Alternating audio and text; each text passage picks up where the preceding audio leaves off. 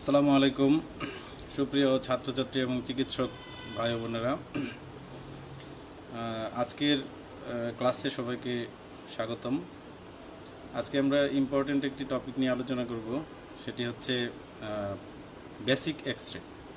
Actually আমাদের radiologist হওয়ার প্রয়োজন নাই, তো আমাদের বেসিক এক্স-রে আমরা ততটুকুই জানতে হবে যেটা দিয়ে আমরা ডেইলি প্র্যাকটিস, পেশেন্ট ম্যানেজমেন্ট এবং আমাদের পরীক্ষাগুলোতে যতটুকু দরকার ততটুকু আমাদের লাগবে।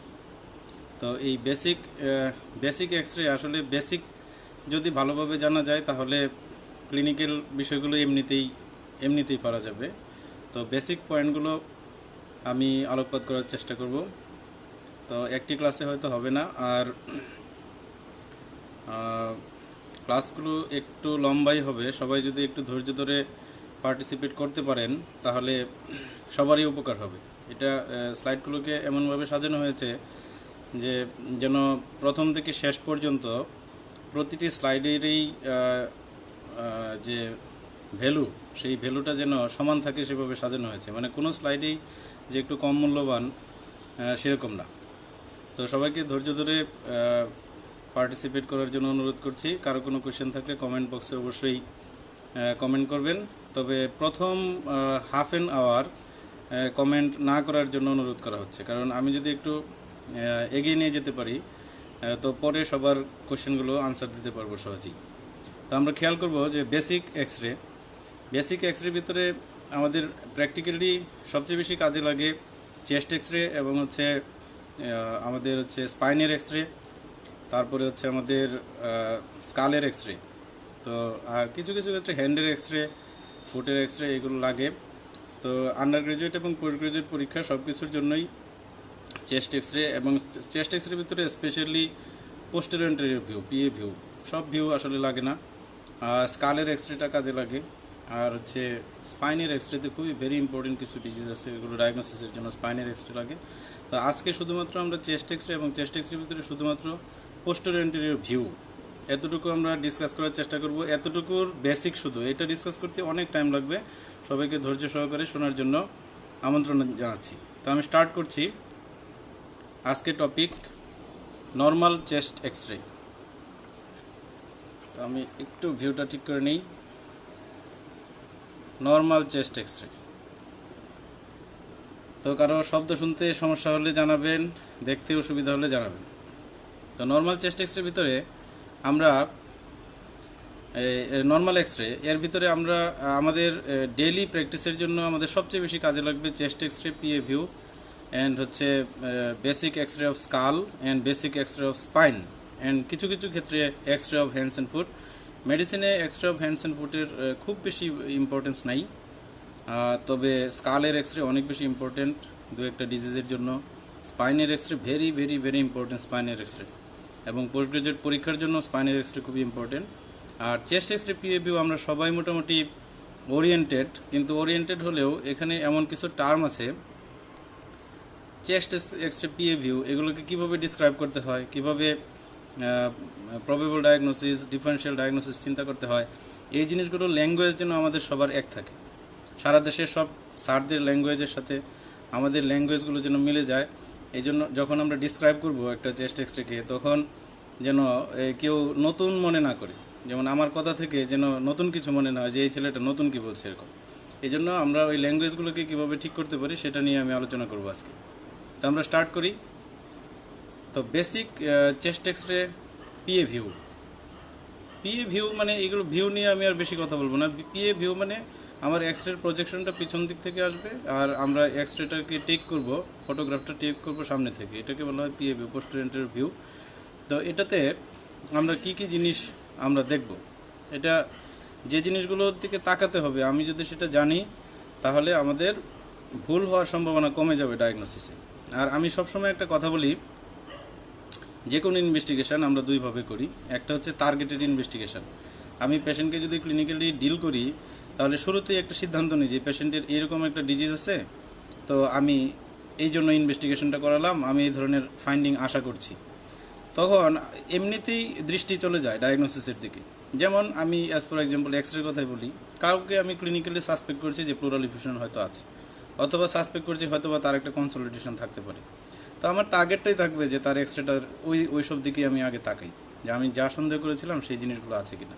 ইসিজির ক্ষেত্রে এরকম, আমি সাসপেক্ট করছি একটা অ্যাকিউট করোনারি সিনড্রোম, তখন আমার টার্গেটটাই থাকবে যেন ইসিজিতে কোথাও এসটি এলিভেশন বা এসটি ডিপ্রেশন পাই কিনা। আমি টার্গেট করছি তার একটা এরিথমিয়া হতে পারে, তার ক্লিনিকের ফিচার পালস থেকে ওরকম মনে হচ্ছে, তখন আমার টার্গেটটাই থাকবে যে ইসিজিতে দেখি তো কোনো এরিথমিয়া আছে কিনা। তো এরকম টার্গেটেড এক্সরে ইসিজি এবং টার্গেটেড এনি ইনভেস্টিগেশন এটা খুব সহজে আসলে ইন্টারপ্রিট করা যায় যখন পেশেন্ট কাছে থাকে।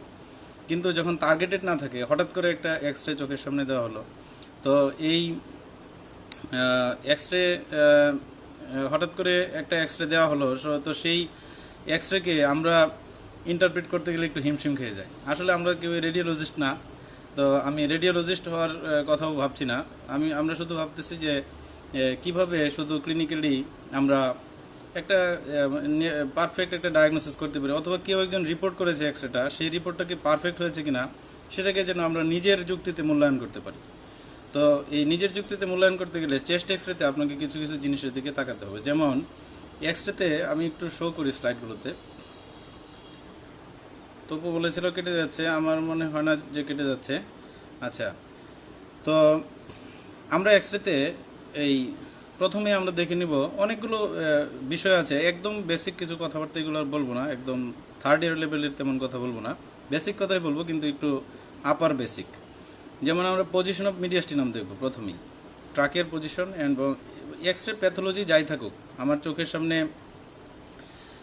সামনে একটা প্যাথোলজি জল করতেছে, কিন্তু ওইটার দিকেই মনোযোগ দিয়ে দিব বিষয়টা এরকম না। আমি প্রথমে নর্মাল জিনিসগুলো চেক করে নিব, যেমন পজিশন অফ ট্রাকিয়া এবং হার্ট, এটা আমরা দেখে নিব শুরুতেই। এগুলো আমি ডিটেলস আজকে সাজিয়েছি, খুব চমৎকার। আশা করি কেউ যদি আপনার ধৈর্য সহকারে শুনেন তাহলে কখনোই আপনার এই বেসিক নিয়ে আর কখনো চেস্ট এক্সরে বেসিক নিয়ে আপনার খুব বেশি তেমন প্রবলেম থাকবে না। তো পজিশন অফ ট্রাকে এবং হার্টের পজিশন আমরা দেখে নিব, এটা আমরা আলোচনা করব যে কেমন পজিশন হয়। কোস্টোফ্রেনিক এবং কার্ডিওফ্রেনিক অ্যাঙ্গেলসগুলো আমরা দেখব যে ক্লিয়ার আছে কিনা। কার্ডিয়াক শ্যাডোটা নর্মাল কিনা, এনলার্জ কিনা, কোনো ধরনের কার্ডিয়াক শ্যাডোতে কোনো ধরনের অ্যাবনর্মালিটি আছে কিনা, সেই জিনিসগুলো আমরা খেয়াল করব। তারপর লাং ফিল্ডে তাকাবো। লাং ফিল্ডে আমরা দেখব যে লাং ফিল্ডটা কি নর্মাল, নাকি কোনো ধরনের অপাসিটি আছে কিনা, কোনো ধরনের হাইপার ট্রান্সলুসেন্সি আছে কিনা, কোনো ধরনের ক্যাভিটি রিলেশন আছে কিনা। এই অপাসিটিগুলোকে আবার আমরা বিভিন্নভাবে ডিফাইন করি, সেগুলো আমরা আলোচনায় রেখেছি আজকে। ডায়াফ্রামের ডোমগুলোর পজিশন ঠিক আছে কিনা, তারপরে পালমোনারি ভাস্কুলেচার ঠিক আছে কিনা, বনি থোরাক্সটা ঠিক আছে কিনা, এবং ফিল্মটা এক্সপাইরেটরি অথবা ইন্সপাইরেটরি কিনা। এই জিনিসগুলো যদি আমরা খেয়াল রাখি তাহলে আমরা খুব সহজেই একটা চেস্ট এক্সরে অ্যাবনর্মালিটি আমার চোখে পড়বে। হঠাৎ করে আমি একটা অ্যাবনর্মালিটি পেলাম, এটা পেয়ে এটার দিকে মনোযোগ দেওয়ার খুব বেশি প্রয়োজন নেই। আমি সব ধরনের এই জিনিসগুলো, এবং এটা ইন্টারপ্রিট করতে হবে একদম সেকেন্ডের ভিতরে। আসলে এতগুলো পয়েন্ট বলা হয়েছে, যারা নতুন ইন্টারপ্রিট করবেন হয়তো সবগুলো পয়েন্ট দেখতে আপনার কয়েক মিনিট সময় চলে যাবে, কিন্তু আপনি যখন এক্সপার্ট হয়ে যাবেন, যত পয়েন্টই থাকুক সকল পয়েন্ট 1 সেকেন্ডের ভিতরেই দেখা হয়ে যাবে, অথবা 2 থেকে 3 সেকেন্ড বা 5 সেকেন্ডের ভিতরে আপনি এত সবগুলো পয়েন্ট একসাথে আপনি তাকালে আপনি বুঝতে পারবেন। আচ্ছা, তাহলে আমরা এখন আস্তে আস্তে আমরা চলে যাই, একটা আলোচনা করি। যেমন আমরা একটু দেখে নিই একটা চেস্ট এক্সরেতে আসলে এই যে আমরা কথাগুলো বললাম, কি কি জিনিস আমরা দেখি। এই যে আমরা ট্রাকিয়ার পজিশন দেখতে পাচ্ছি, এটা হচ্ছে ট্রাকিয়া, একটা মিড লাইন, একটা আমরা রেডিওলুসেন বলি, কালো জিনিসগুলোকে আমরা রেডিওলুসেন বলি। বাতাস যেখানে বেশি থাকে কালো থাকে এক্সরেতে, আর বোন বা ডেন্স কোনো জিনিস থাকলে ওগুলো সাদা থাকে, ভাস্কুলার মার্কিং সাদা থাকে, কোনো কনসলিডেশনগুলো সাদা থাকে, ফ্লুইডগুলো থাকলে সাদা থাকে। তো এটা হচ্ছে ট্রাকিয়া, একদম সবার উপরে সেন্ট্রালি যে এই আমাদের ব্ল্যাক একটা স্ট্রাকচার মিড লাইনে, এটা হচ্ছে ট্রাকিয়া। এই ট্রাকিয়াটা আমরা দেখব ইউজুয়ালি মিড লাইনে থাকে, তবে নর্মালি স্লাইটলি রাইটে ডেভিয়েটেড থাকতে পারে। তবে ডেভিয়েশন যদি থাকে অবশ্যই কোনো না কোনো প্যাথোলজির সাথে মিলিয়ে নিতে হবে ট্রাকিয়াল ডেভিয়েশন। আচ্ছা, এটা আমরা পরে আলোচনা করছি। That is the cardiac shadow. এই কার্ডিয়াক শ্যাডোর ডায়ামিটার আমরা দেখি, কিভাবে দেখব এটা পরে আলোচনায় আছে। এবং এই কার্ডিয়াক শ্যাডোর বিভিন্ন ধরনের অ্যাবনর্মালিটি আপনার মনের ভিতরে থাকতে হবে, তাহলে আপনি সহজে বুঝতে পারবেন। এটা হচ্ছে কার্ডিয়াক শ্যাডো। তো এই দুইটা মিলে আবার মিডিয়াস্টিনাল পজিশন, এই কার্ডিয়াক শ্যাডো এবং ট্রাকিয়া যদি শিফট হয় কোনো দিকে, এগুলোকে আমরা বলি মিডিয়াস্টিনাল শিফটিং। কোনো সময় দুইটা একসাথে শিফট হতে পারে, একটাও শিফট হতে পারে। স্পেশালি লোয়ার লোবে যদি কোনো কিছু থাকে তাহলে শুধু কার্ডিয়াক শ্যাডোটা শিফট হতে পারে, আপার লোবে কিছু থাকলে শুধু ট্রাকিয়া শিফট হতে পারে, আবার দুইটাও শিফট হতে পারে, ম্যাসিভ প্লুরাল এফিউশন, টেনশন নিউমোথোরাক্স, এগুলোতে দুইটাও শিফট হতে পারে। তারপরে আমরা যে বলছিলাম যে কোস্টোফ্রেনিক অ্যান্ড হচ্ছে কার্ডিওফ্রেনিক অ্যাঙ্গেল, এই that is the costophrenic angle, the angle between the ribs and the diaphragm. Costophrenic, costo means ribs, phrenic diaphragm, that angle is call costophrenic angle. Normally clear থাকবে, clear means এখানে একটু কালো থাকবে, যার ভিতরে ব্রঙ্কোভাস্কুলার marking থাকবে lung ফিল্ডের জন্য, এটা ক্লিয়ার থাকবে। এই দুই পাশেই costophrenic angle, right and left. Then হচ্ছে cardiophrenic angle, the angle between diaphragm and the heart is called the cardiophrenic angle, এটাও নর্মালি আমাদের ক্লিয়ার থাকবে। তারপরে আমরা বলেছিলাম যে এই lung field, that is the lung field, right lung field and হচ্ছে লেফট লাং ফিল্ড। এই লাং ফিল্ডকে আমরা আবার ডিভাইড করি লাং জোন হিসেবে রেডিওলজিক্যালি, আপার, মিড অ্যান্ড হচ্ছে লোয়ার জোনস। এটা আমরা পরে ডিসকাস করব কিভাবে করা হয়। তারপরে এই আমাদের দ্যাট এই right dome of the diaphragm and that is the left dome of the diaphragm, এইগুলো নিয়ে আমাদের আলোচনা থাকবে, যে নর্মাল পজিশন কেমন, অ্যাবনর্মাল পজিশন কেমন, কখন আমরা এলিভেটেড হেমি ডায়াফ্রাম বলবো, কখন আমরা ফ্ল্যাট ডায়াফ্রাম বলবো, কখন আমরা লো ডায়াফ্রাম বলবো, এই জিনিসগুলো আমাদের আলোচনার ভিতরে থাকবে।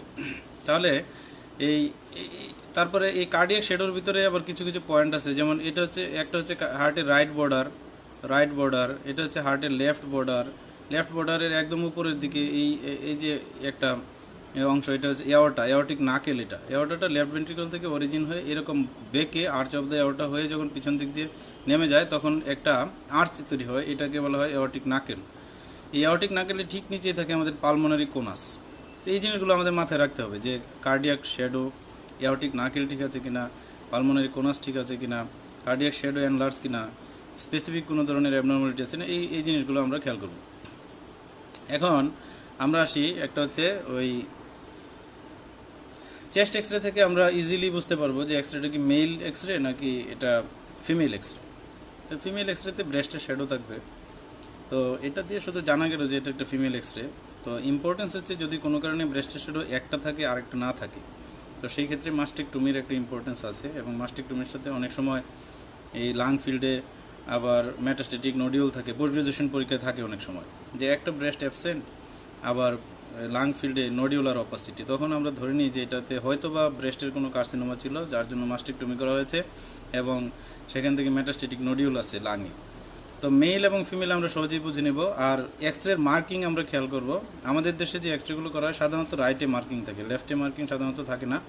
রাইটে যে মার্কিংটা থাকে ওইটা রাইট সাইডে দিয়ে আমরা এক্সরেটাকে ইন্টারপ্রেট করার চেষ্টা করব, কারণ কিছু ক্ষেত্রে যখন ডেক্সট্রোকার্ডিয়া থাকে তখন এই মার্কিংটা ভেরি ইম্পর্টেন্ট।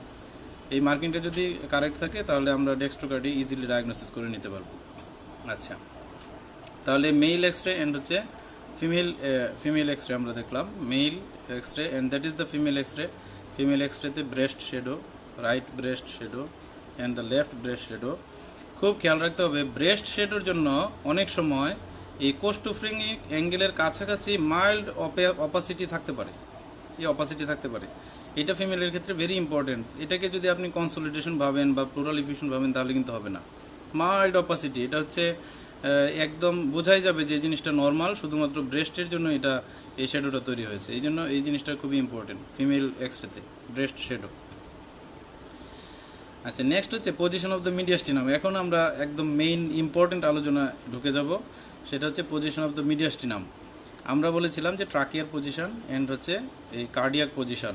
ট্রাকিয়ার পজিশন নর্মালি থাকবে central, but may be slightly deviated to the right.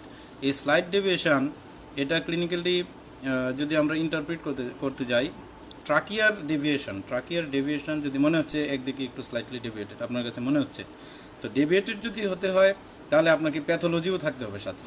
আন্দাজে শুধু একটা ট্রাকিয়াকে একটু মাইল্ডলি ডেভিয়েটেড বলে এটাকে কোনো প্যাথোলজির সাথে মেলানো যাচ্ছে না, সেটাকে সিগনিফিকেন্ট বলা যাবে না। যেমন আপনাকে বলি, শুধুমাত্র মাইল্ডলি ডেভিয়েটেড ট্রাকিয়া, এটার কোনো পুলিং ইফেক্ট কিছুই পাচ্ছে না রেডিওলজিক্যালি, এটাকে আর প্যাথোলজিক্যাল বলা যাবে না।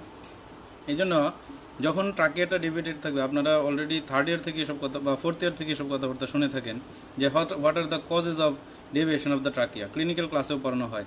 Pushing effect and pulling effect. Pushing ইফেক্টের ভিতরে আমরা পাই যে ম্যাসিভ প্লুরাল ইফিউশন, শুধু নর্মাল মাইল্ড অথবা মডারেট প্লুরাল এফিউশনে ট্রাকিয়া সাধারণত ডেভিয়েটেড হয় না, ওই হয়তো কার্ডিয়াক শ্যাডো ডেভিয়েটেড হতে পারে, কিন্তু ট্রাকিয়াকে ডেভিয়েট করার জন্য যে এনার্জি প্রয়োজন হয় তার জন্য ম্যাসিভ প্লুরাল এফিউশন হতে হয়।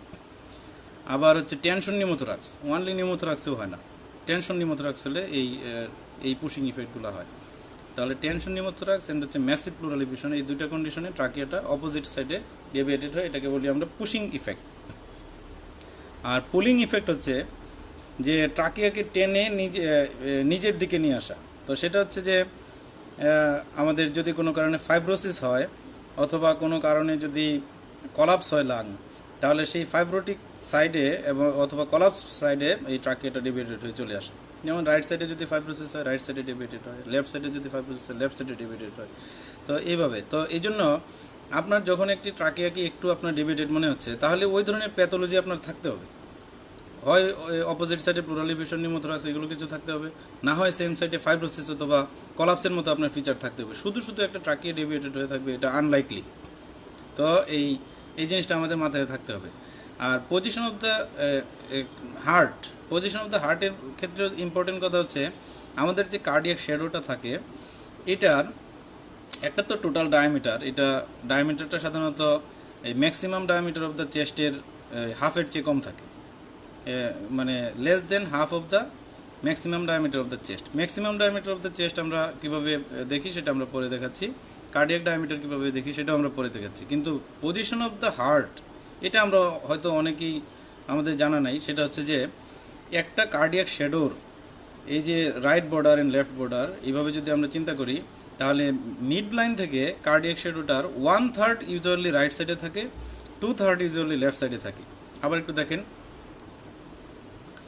এই যে কার্ডিয়াক শ্যাডো মিড লাইন যদি আমরা ভার্টিব্রাকে যদি মিড লাইন ধরি, তাহলে সেই মিড লাইন থেকে ইউজুয়ালি 1/3 থাকে রাইট সাইডে, ইউজুয়ালি 2/3 থাকে লেফট সাইডে।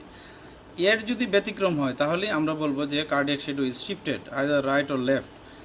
কিন্তু এটাও আপনার কোনো প্যাথোলজির সাথে মিলিয়ে নিতে হবে, শুধু একটাকে এই শিফটেড বলা যাবে না। ধরেন কোনো একদিকে কলাপস আছে, কোনো একদিকে ফাইব্রোসিস আছে, কোনো একদিকে ম্যাসিভ প্লুরাল এফিউশন আছে, নিউমোথোরাক্স আছে, তখন যদি এই শিফটিংটা আমরা পাই তাহলে আমরা ধরে নেব যে এটা সিগনিফিকেন্টলি শিফটেড। মানে শুধু একটা কার্ডিয়াক শ্যাডো শিফট হওয়ার কোনো কারণ নেই। তবে কার্ডিয়াক শ্যাডো আপনার উল্টে যেতে পারে, যেমন হচ্ছে আমরা ইয়াতে পাই, আমাদের ডেক্সট্রোকার্ডিয়াতে আমরা পাই যে কার্ডিয়াক শ্যাডোটা টোটালি উল্টে গিয়েছে, যেটা লেফট সাইডে থাকার কথা ছিল রাইট সাইডে চলে গিয়েছে। ইভেন সাইটাস ইনভার্সাস ভিসেরাম হয়ে যায়। ওই দিন ওয়ার্ডে আমি একটা পেয়েছি গত সপ্তাহেই, শুধু ডেক্সট্রোকার্ডিয়া ভাবছিল সবাই, পরে ওই এক্সরেটা আমি সবাইকে দেখালাম রাউন্ডে যারা ছিল, এটা টোটালি সাইটাস ইনভার্সাস ভিসেরামেই ছিল। মানে এই ফান্ডিক যে গ্যাস ওইটা শ্যাডো রাইট সাইডে চলে এসেছে, লিভারের যে শ্যাডো এটা লেফট সাইডে চলে গিয়েছে। তো এরকম এটা খুব ইম্পর্টেন্ট আর কি। আর শিফটিং অফ দ্য হার্ট যদি বলি, তাহলে একটা প্যাথোলজি থাকতে হবে অ্যাসোসিয়েটেড, এবং সেই প্যাথোলজির সাথে রাইট সাইডের যে 1/3 থাকার কথা কার্ডিয়াক শ্যাডো এবং লেফট সাইডে যে 2/3 থাকার কথা, এইটার যদি ব্যতিক্রম হয়, আমি কয়েকটা ভালো ছবি দিয়ে এক্সরে ফিল্ম দিয়ে আপনাদেরকে আজকে দেখিয়ে দিব যে আমরা কিভাবে শিফটিং অফ দ্য মিডিয়াস্টিনাম হচ্ছে এবং কতটুকু সুন্দর ফাইন্ডিং, মানে আপনাদের কনফিউশনের কোনো কারণ থাকবে না। যেমন আমরা এই একটা ছবি দেখেন, এখানে আমরা এখন খুব ভালোভাবে মনোযোগ সহকারে খেয়াল করেন, কোনো লস হবে না। আজকের A to Z প্রথম থেকে শেষ পর্যন্ত আলোচনায় শুধু লাভ এবং লাভই হবে, লস হওয়ার কোনো ধরনের পসিবিলিটি নাই। কোনো ধরনের বিরক্তি যেন না লাগে, নিজেকে অনেক শাসন করে অনেক ধৈর্য নিজের ভিতরে আনতে হবে, যেন আজকে আমি ক্লাসটা শেষ করেই ছাড়বো মনোযোগ সহকারে। আর যদি সুযোগ পান পরে আবার বারবার রিভিউ করবেন, ফিল্মগুলোর সাথে মিলিয়ে নেবেন। আপনাদের নিজেদের কাছে কোনো ফিল্ম থাকলে সেগুলোকে নিজে ডায়াগনোসিস করার চেষ্টা করবেন। তো এই যে একটা এক্সরেতে আমরা দেখতে পাচ্ছি যে ট্রাকিয়াটা শিফটেড হয়ে গিয়েছে লেফট সাইডে। এই যে দেখেন ট্রাকিয়াটা, এটা যদি আপনাদের ভিডিওতে ভালো না আসে, পরে যে সময় পিডিএফ দিব এই পিডিএফে মিলিয়ে নেবেন। এই যে ট্রাকিয়াটা লেফট সাইডে, মানে মিড লাইন থেকে লেফট সাইডে শিফট হয়ে গিয়েছে। এবং দেখেন কার্ডিয়াক শ্যাডোটা যেটা থাকার কথা ছিল 1/3 two the right and 2/3 two the left, এই রাইটে কিছুই নাই কার্ডিয়াক শ্যাডো। মনে হচ্ছে যেন হার্টটা কোথায় যেন চলে গিয়েছে, লুকিয়ে গিয়েছে হার্টটা। তাহলে এই টোটাল যে একটা, এখন কী কারণে লুকিয়েছে এই প্যাথোলজি আমরা পরে আলোচনা করব। যেহেতু এইদিকে একটা মনে হচ্ছে যেন একটা একটা মানে অপাসিটি আছে, এইদিকে একটা প্যাথোলজি থাকতে পারে। আমি ধরে নিলাম যে এটা একটা কলাপস লেফট লাঙ্গে। মানে এখনই নিজের উপর প্রেশার নেওয়ার দরকার নেই যে কীভাবে কলাপস হয়ে গেল, সেটা আমরা পরে ক্লিনিক্যাল ক্লাসে আলোচনা করবো, বা আজকেও একটু কভার করার চেষ্টা করবো শেষের দিকে। তাহলে এই লেফট সাইডে যে এই মিডিয়াস্টিনাল শিফটিং হয়েছে এটা আমরা বুঝতে পেরেছি, কারণ কার্ডিয়াক শ্যাডো রাইট সাইডে যে 1/3 থাকার কথা ছিল সেটা কিছুই নাই, টোটালি লেফটে চলে গিয়েছে। ট্রাকিয়াটা যেটা মিড লাইনে থাকার কথা ছিল সেটা লেফট সাইডে ডিভাইডেড হয়েছে, খুব চমৎকার। এটাকে আমরা বললাম যে mediastinum is shifted to the left side, মানে both the trachea and the cardiac shadow is shifted to the left side. তাহলে এটা আমরা বুঝতে পারলাম। এখানেও আরেকটা আমি এক্সাম্পল দিই রাইট সাইডে কী আছে খেয়াল করার দরকার নেই, এগুলো কী আছে রাইট সাইডে খেয়াল করার প্রয়োজন নেই, আপনি লেফট সাইডে খেয়াল করে, আমরা শুধু মিডিয়াস্টিনাল শিফটিং নিয়ে আলোচনা করছি। এখানেও দেখেন এই ট্রাকিয়াটা লেফট সাইডে শিফট হয়েছে, খুব চমৎকার, লেফট সাইডে শিফট হয়েছে ট্রাকিয়া। ক্লিনিক্যালিও কিন্তু বুঝতে হবে, পোস্ট গ্রাজুয়েশন পরীক্ষায় এটা ভেরি ভেরি ইম্পর্টেন্ট। এই যে কলাপস এবং ফাইব্রোসিসের শর্ট কেস পোস্ট গ্রাজুয়েট পরীক্ষায় থাকবেই, মাস্ট, এটা থাকবেই। আপনি যদি কোনোভাবে মিস করেন, এগুলো ক্রসিংগুলো যদি যৌক্তিক না হয়, আপনি কখনোই পরীক্ষায় পাশ করতে পারবেন না। সেই জন্য এই ট্রাকিয়াল শিফটিং এক্সরেতেও বুঝতে হবে, এক্সরেতে তো সহজ দেখা যায়। পুশিং ইফেক্ট এবং পুলিং ইফেক্ট তো বলেছি, আরেকবার একটু রিভিউ করে নেবেন পরে। যেটা পুশ করে প্লুরাল এফিউশন এবং নিউমোথোরাক্স সেটা হচ্ছে পুশিং ইফেক্ট, আর যেটা পুল করে কলাপস এবং ফাইব্রোসিস নিজের দিকে টেনে নিয়ে আসে সেটা হচ্ছে পুলিং ইফেক্ট। আচ্ছা, যেমন এই ছবিতেই দেখেন এখানেই পুলিং ইফেক্ট আছে, যেমন লেফট সাইডে মনে হচ্ছে কিছু একটা অপোসিটি, এগুলো আসলে ফাইব্রোটিক শ্যাডো। কীভাবে ফাইব্রোসিস হয়েছে সেটা আমরা পরে আলোচনা করব। এটা টেনে নিয়ে গিয়েছে ট্রাকিয়াকে, এটা হচ্ছে একটা পুলিং ইফেক্ট, পুল করছে। আর এখানেও দেখেন কার্ডিয়াক শ্যাডো যেটা 1/3 থাকার কথা ছিল রাইট সাইডে, সেই 1/3 নাই, লেফট সাইডে চলে গেছে। এটাও আরেকটা example of the shifting of the mediastinum to the left side. তাহলে আশা করি যে ক্লিয়ার সবাই যে কীভাবে মিডিয়াস্টিনাল শিফটিংগুলো হচ্ছে। আচ্ছা, এটা দেখেন আরেকটা example of the mediastinal shifting, যেটাতে দেখা যাচ্ছে ট্রাকিয়া রাইট সাইডে ডেভিয়েটেড হয়েছে, একদম grossly deviated to the right side. হয়তো বা ছবিতে এখন ভিডিওতে ভালো খেয়াল করতে পারছেন না, আমি যখন পিডিএফ মানে এগুলার জেপিজি ফরম্যাট ফাইল দিব তখন আপনারা দেখে নিন যে এটা এই যে ট্রাকিয়াটা কতটা grossly deviated to the right side. And cardiac shadow এই যে 1/3 থাকার কথা ছিল, এটা মনে হচ্ছে অনেকটুকু চলে এসেছে রাইট সাইডে। তাহলে এটা হচ্ছে রাইট সাইডে শিফটিং। দেখেন রাইট সাইডে শিফটিং, কিন্তু কোনো রাইট সাইডে প্যাথোলজি নাই। প্যাথোলজি মনে হচ্ছে যেন লেফট সাইডে, হোল লাং ফিল্ডটা মনে হচ্ছে যেন অপেক, রেডি অপেক। তাহলে এটা একটা পুশিং ইফেক্ট, এটা পুশিং যে লেফট সাইডে কিছু একটা, এটা হচ্ছে আসলে ম্যাসিভ একটা প্লুরাল এফিউশন। এটা লেফট সাইড থেকে পুশ করে ট্রাকিয়াকে এবং কার্ডিয়াক শ্যাডোকে পুশ করে রাইট সাইডে ডেভিয়েটেড করেছে। তো এটাও একটা মিডিয়াস্টিনাল শিফটিংয়ের একটা এক্সাম্পল। আশা করি মিডিয়াস্টিনাল শিফটিংয়ের পুশিং অ্যান্ড পুলিং ইফেক্ট সম্পর্কে আর কোনো ধরনের কোনো থাকবে না, সংশয় থাকবে না।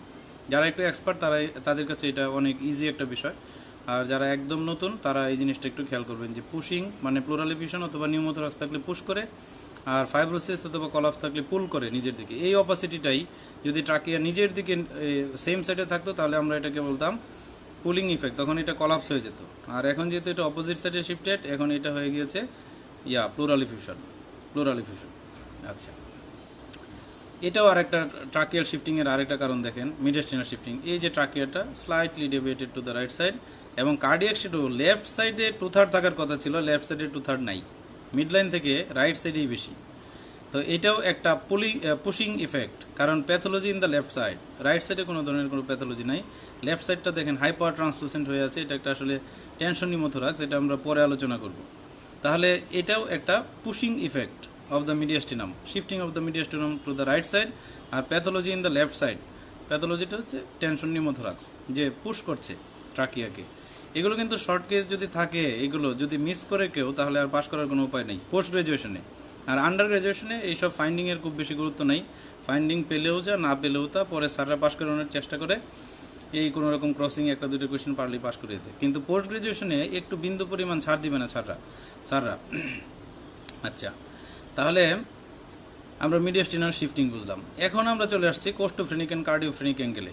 Very very important, the angle between the ribs, lateral border of the ribs and the diaphragm is called the costophrenik angle, and the angle between the diaphragm and the border of the heart, either right or left, is called the cardiophrenic angle. এই অ্যাঙ্গেলগুলো সাধারণত clear মানে হচ্ছে এখানে lung tissue আছে, lung টিস্যুর জন্য একটু translucent, কালো মনে হবে, এবং এর ভিতরে ব্রঙ্কোভাস্কুলার মার্কিংয়ের জন্য সাদা ব্রঙ্কোভাস্কুলার মার্কিং দেখা যাবে, এতটুকুই।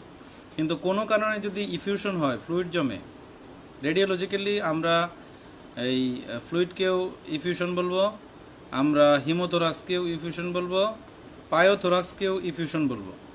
তো এই জন্য এই রেডিওলজিক্যালি এগুলোকে আলাদা করার দরকার নেই যে এটা হিমোথোরাক্স, এটা পায়োথোরাক্স, এটা ইফিউশন। যদিও কিছু পয়েন্ট আছে আলাদা করার, কিন্তু আমরা সবগুলোকে ইফিউশন বলবো। এই জন্য কোনো কারণে যদি কোনো ধরনের ফ্লুইড, ব্লাড অথবা পাস জমে, তাহলে এখানে সেটেল হবে, এখানে সেটেল হয়ে এই একটা অপাসিটি তৈরি করে এই কোস্টোফ্রেনিক এবং এই কার্ডিওফ্রেনিক অ্যাঙ্গেলটাকে অবলিটারেটেড করে দিবে। তাহলে যদি কোনো কারণে কোনো অপাসিটি দিয়ে, একদম হোমোজেনাস অপাসিটি দিয়ে কোস্টোফ্রেনিক অ্যান্ড কার্ডিওফ্রেনিক অ্যাঙ্গেল অবলিটারেশন হয়, তাহলে ধরে নিব সেখানে ফ্লুইড আছে অথবা ব্লাড আছে অথবা পাস আছে। যদি ফ্লুইড থাকে আমরা বলি প্লুরাল ইফিউশন, যদি ব্লাড থাকে তাহলে আমরা বলি হিমোথোরাক্স, তারপরে যদি পাস থাকে তাহলে আমরা বলি পায়োথোরাক্স বা এমপায়েমা। কিন্তু সবগুলোকে রেডিওলজিক্যালি আমরা বলবো প্লুরাল ইফিউশন।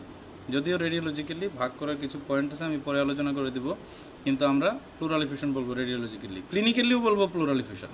ধরেন আপনি এক পাশে অ্যাবসেন্ট ব্রেথ সাউন্ড পাচ্ছেন, পারকাশন নোট ডাল পাচ্ছেন। ডাল কেমন ডিফারেন্সিয়েট করার দরকার নেই, উডি নাকি স্টোনি এগুলো পার্থক্য করার কোনো প্রয়োজন নেই। ডাল পাচ্ছেন, অ্যাবসেন্ট ব্রেথ সাউন্ড, এটাকে আমরা ধরে নিব যে একটা প্লুরাল ইফিউশন। কিন্তু এটা হিমোথোরাক্সও হতে পারে, এটা এই পায়োথোরাক্সও হতে পারে। আর কলাপস একটা ডিফারেন্সিয়াল ডায়াগনোসিস আসবে, সেন্ট্রাল কলাপস। তো এই জন্য এই ক্লিনিক্যালি এগুলোকে খুব বেশি ডিফারেন্সিয়েট করা যাবে না। আচ্ছা, এখন দেখেন কিভাবে কোস্টোফ্রেনিক অ্যাঙ্গেল এবং কার্ডিওফ্রেনিক অ্যাঙ্গেলটা অবলিটারেটেড হয়ে যায়।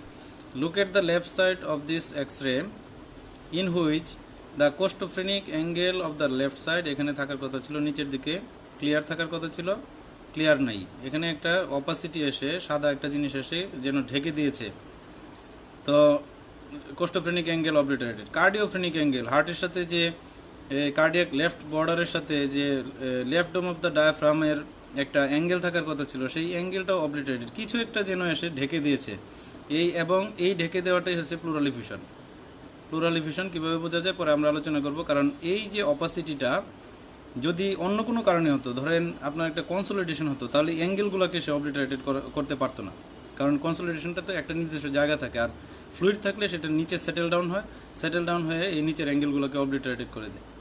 আর ইফিউশনের আরেকটা সুন্দর ক্রাইটেরিয়া এখানে আছে, এই যে upper border of this opacity is curved concave, curvilinear বলি আমরা, কনকেভ বলি অথবা কার্ভড বলি আপার মার্জিন। তো এরকম একটা অপাসিটি, একটা ডেন্স অপাসিটি, এই অপাসিটিগুলো নিয়ে আমি ডিটেলস কথা আছে, কোনটা ডেন্স, কোনটা হোমোজেনাস, কোনটা নন হোমোজেনাস, কোনটা প্যাচি, কোনটা মিলিয়ারি, কোনটা নোডিউলার, কোনটা রেটিকুলার, এগুলো সব ডিটেলস আজকে আলোচনায় আছে, একটু ধৈর্য সহকারে শুনতে হবে।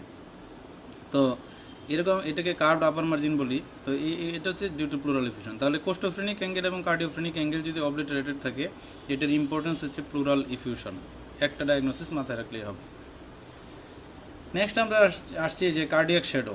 কার্ডিয়াক শ্যাডো নিয়ে আমরা বলেছিলাম, এই কার্ডিয়াক শ্যাডোকে দেখেন একটা ভাগ করা হয়েছে। এত ভাগাভাগির আসলে কারণ হচ্ছে cardiac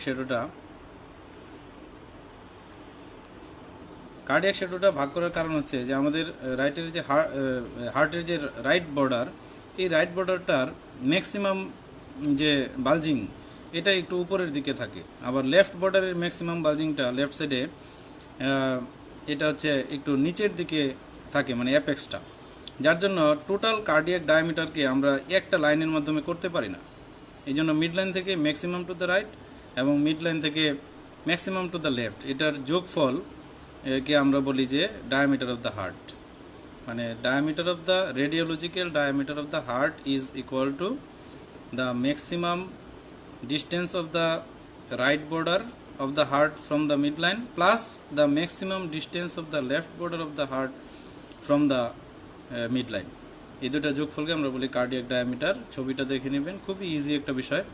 R maximum diameter of the chest, শুধু ডায়ামিটার অফ দ্য চেস্ট বললে হবে না, maximum diameter of the chest. Maximum diameter of the chest হচ্ছে the distance between both costophrenic angles, right sided costophrenic angles এবং left sided costophrenic অ্যাঙ্গেলসের যে অ্যাঙ্গেলের যে ডিস্টেন্স, সেটাকে আমরা বলি যে maximum diameter of the chest, maximum chest diameter. তো ইউজুয়ালি আমাদের এই cardiac diameter is less than half of the maximum diameter of the chest, মানে চেস্টের যে টোটাল ডায়ামিটার এর অর্ধেকের কম হবে কার্ডিয়াক ডায়ামিটারটা। এটা চোখে দেখেই বোঝা যায়, এসব এত মাপামাপির আসলে প্রয়োজন হয় না। তো এই থিওরিটিক্যালি শুধু জানা যে কার্ডিয়াক শ্যাডোটা এমন থাকে, যদি এর চেয়ে বেশি বড় থাকে কার্ডিয়াক শ্যাডো তাহলে আমরা বলি কার্ডিওমেগালি। এটার ইম্পর্টেন্স হচ্ছে শুধু কার্ডিওমেগালি। আর হার্টের কার্ডিয়াক শ্যাডোর বিভিন্ন ধরনের অ্যাবনর্মালিটি থেকে বিভিন্ন ধরনের কার্ডিয়াক কন্ডিশন সম্পর্কে আমরা ধারণা পেয়ে থাকি, সেগুলো অন্য বিষয়। যেমন একটা টিউবুলার হার্ট আপনি পেলেন, সেটা সিওপিডিতে থাকে, এমফাইসিমাতে। একটা আপনি পালমোনারি কোনাস বালজিং পেলেন, সেটা পালমোনারি হাইপারটেনশনে থাকে। একটা আপনি একদম কার্ডিয়াক শ্যাডোটা পেলেন আপনি পিআর শেপড কার্ডিওমেগালি উইথ সেটা পেরিকার্ডিয়াল ইফিউশনে থাকে। ইয়ার্টিক নাকেলের প্রবলেম থাকে এই বিভিন্ন ডিজিজ কন্ডিশনে। হ্যাঁ, ওইগুলো হচ্ছে আলাদা জিনিস। কিন্তু এই ডায়ামিটারটা আমরা শুধু দেখি কার্ডিওমেগালি আছে কিনা। সেই কার্ডিওমেগালির কী ডায়াগনোসিস সেটা পরের বিষয়। শুধুমাত্র কার্ডিওমেগালি দেখার জন্য এই ডায়ামিটারটা আমরা ইউজ করি, যে এটা কার্ডিওমেগালি আছে কিনা। এই দেখুন একটা কার্ডিওমেগালির ছবি। এই ছবিগুলো যখন দেখবেন এত মাপামাপির প্রয়োজন নাই, এমনিতেই বোঝা যাচ্ছে যে এই ছবিটা ম্যাক্সিমাম ডায়ামিটার অফ দ্য চেস্টের অর্ধেকের চেয়ে বেশি আছে কার্ডিয়াক ডায়ামিটার। এটা একটা কার্ডিওমেগালির ছবি। এখন এটার যে কারণ কি, সেই কারণটা পরের বিষয়। আপনি শুধু কার্ডিওমেগালি বুঝতে পেরেছেন, এইটাই আপনার অনেক বড় সাকসেস, যে দেয়ার ইজ এ কার্ডিওমেগালি। এই কার্ডিওমেগালির সাথে ক্লিনিক্যালি কোনো কিছু যদি কোরিলেট করতে পারেন, এটাও আপনার আরও বড় সাকসেস। কিন্তু আলটিমেটলি এই কার্ডিওমেগালির কিছু ডিফারেন্সিয়াল ডায়াগনোসিস আপনার মাথায় রাখতে হবে। মাথায় রেখে কনফার্মেশনের জন্য আলটিমেটলি আপনাকে ইকোকার্ডিওগ্রাফি করতে হবে। কারণ এখানে কি পেরিকার্ডিয়াল ইফিউশন আছে, নাকি ভালভুলার হার্ট ডিজিজ আছে, নাকি কোনো কনজেনিটাল হার্ট ডিজিজ আছে, নাকি কার্ডিওমায়োপ্যাথি আছে, নাকি হার্ট ফেলোর আছে, এটা আপনাকে ক্লিনিক্যালি এবং বাই ইকোকার্ডিওগ্রাফিক্যালি কোরিলেট করতে হবে। এই শুধু আপনাকে কার্ডিওমেগালিটা বোঝাই হচ্ছে ইম্পর্টেন্ট। কারণ কার্ডিওমেগালি কখনোই ফিজিওলজিক্যাল সাধারণত হয় না। তবে কখনো যদি পেশেন্টের এক্সপাইরেটরি ফিল্ম হয়, যেমন আমরা চেস্ট এক্সরে যে এতক্ষণ আলোচনা করছি, এই ফিল্মটা ডিপ ইন্সপাইরেশনে নেওয়ার কথা। তো আমরা প্রায়ই দেখি অনেক বয়স্ক মানুষ, ওদেরকে বলা হয় যে আপনি একটু দম নিয়ে ধরে রাখবেন, দমটা ছাড়বেন না। কিন্তু ওরা করে কি, দমটা ধরে রাখতে পারে না, দমটা ছেড়ে দেয়। অথবা কোনো মানুষের রেসপিরেটরি ডিস্ট্রেস আছে, দমটা ধরে রাখতে পারে না, তখন এক্সপাইরেশনের সময় ফিল্মটা নিয়ে নেওয়া হয়। তো এই এক্সপাইরেটরি ফিল্মে এই ফিজিওলজিক্যাল কার্ডিওমেগালি হতে পারে, কারণ ডায়াফ্রামটা এত বেশি উপরে উঠে আসে, এই কার্ডিয়াক শ্যাডোটা মনে হয় যেন বড় হয়ে গিয়েছে। আর যদি ফুল ইন্সপাইরেটরি ফিল্ম থাকে, তাহলে এই ধরনের ফিজিওলজিক্যাল কার্ডিওমেগালি হওয়ার কোনো ধরনের পসিবিলিটি থাকে না। তাহলে that is a cardiomegaly, that is another cardiomegaly. এটাও এক ধরনের কার্ডিওমেগালি। দেখেন, এটাও এক ধরনের কার্ডিওমেগালি। দুইটার শেপ ডিফারেন্ট, দুইটার কজ হয়তো ডিফারেন্ট হতে পারে, বাট দুইটাই যে কার্ডিওমেগালি সেটা আপনাকে বুঝতে হবে যে দ্যাট ইজ এ কার্ডিওমেগালি। আচ্ছা, এটাও আরেক ধরনের কার্ডিওমেগালি, কারণটা হয়তো ডিফারেন্ট হতে পারে, কিন্তু কার্ডিওমেগালি যে কার্ডিয়াক শ্যাডো ইজ এনলার্জড, হ্যাঁ, enlarge then the half of the maximum diameter of the chest, এটাকে আমরা বলবো যে কার্ডিওমেগালি। এখন এই কার্ডিওমেগালির ভিতরে দুইটা টার্ম আছে, এলভি টাইপ অ্যাপেক্স এবং আরভি টাইপ অ্যাপেক্স। এটা একটু থিওরিটিক্যাল বিষয়, কেউ জানতে চাইলে জানতে পারেন। সেটা হচ্ছে এলভি টাইপ অ্যাপেক্স মানে left border of the heart cardiac apex, যেটা এটা যদি লেফট ডোম অফ দ্য ডায়াফ্রামের সাথে অবটিউজ অ্যাঙ্গেল তৈরি করে, মানে অ্যাঙ্গেল মোর দেন 90 ডিগ্রি, তো এটাকে আমরা বলি এলভি টাইপ অ্যাপেক্স। আর যদি অ্যাকিউট অ্যাঙ্গেল তৈরি করে অ্যাপেক্সটা লেফট ডোম অফ দ্য ডায়াফ্রামের সাথে, তাহলে আমরা সেটাকে বলি RV, right ventricular type apex. এটা জানা থাকলো। আচ্ছা, এই কার্ডিয়াক শ্যাডোতে আরেকটা জিনিস এই যে দেখেন, এই যে এওয়ার্টাটা লেফট ভেন্ট্রিকল থেকে অ্যাসেন্ডিং এওয়ার্টা উঠে, এই অ্যাসেন্ডিং এওয়ার্টাটা উঠে এই আর্চ অফ দ্য এওয়ার্টা হয়ে এওয়ার্টিক নাকেল তৈরি করে। তারপরে এটা হার্টের পিছন দিয়ে চলে যাওয়ার কথা ডিসেন্ডিং এওয়ার্টা হিসেবে, কিন্তু বয়স্ক মানুষদের এই এওয়ার্টিক ইলাস্টিসিটিটা কমে গিয়ে এই এওয়ার্টা বাম পাশে চলে ভিজিবল হয়ে যায়। এওয়ার্টাটা একদম এওয়ার্টিক যে নাকেল, ওইখান থেকে কন্টিনিউয়াস মনে হচ্ছে যেন কিছু একটা নিচে নেমে যাচ্ছে। এটাকে আমরা বলি আনফোল্ডিং অফ দ্য এওয়ার্টা আনফোল্ডেড। এটা একটা physiological finding in the elderly person. এই জিনিসটা একটু মাথায় রাখতে হবে। অনেক সময় এল্ডারলি পারসনে এই এওয়ার্টিক নাকেলের ভিতরে ক্যালসিফিকেশনও পেতে পারি আমরা, ইভেন ডিসেন্ডিং এওয়ার্টাতেও আমরা ক্যালসিফিকেশন পেতে পারি। এগুলো হচ্ছে বয়স্ক মানুষের ফিজিওলজিক্যাল ফাইন্ডিং, এটা নিয়ে আপনার এত দুশ্চিন্তার কোনো কারণ নেই। তাহলে এই আনফোল্ডিং অফ দ্য এওয়ার্টা একটু খেয়াল রাখবেন, এটা বয়স্ক মানুষের পাওয়া যায়। এবং এটাও কিন্তু একটা ফিমেল এক্সরে, যে ব্রেস্টের শ্যাডো দেখা যাচ্ছে, হ্যাঁ, ব্রেস্টের শ্যাডো, এটা হচ্ছে আনফোল্ডিং অফ দ্য এওয়ার্টা।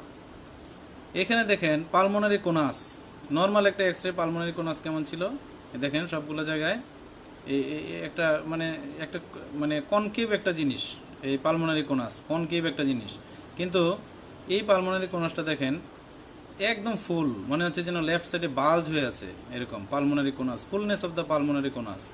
তো ফুলনেস যদি থাকে আমরা ধরে নিই সেটা পালমোনারি হাইপারটেনশন।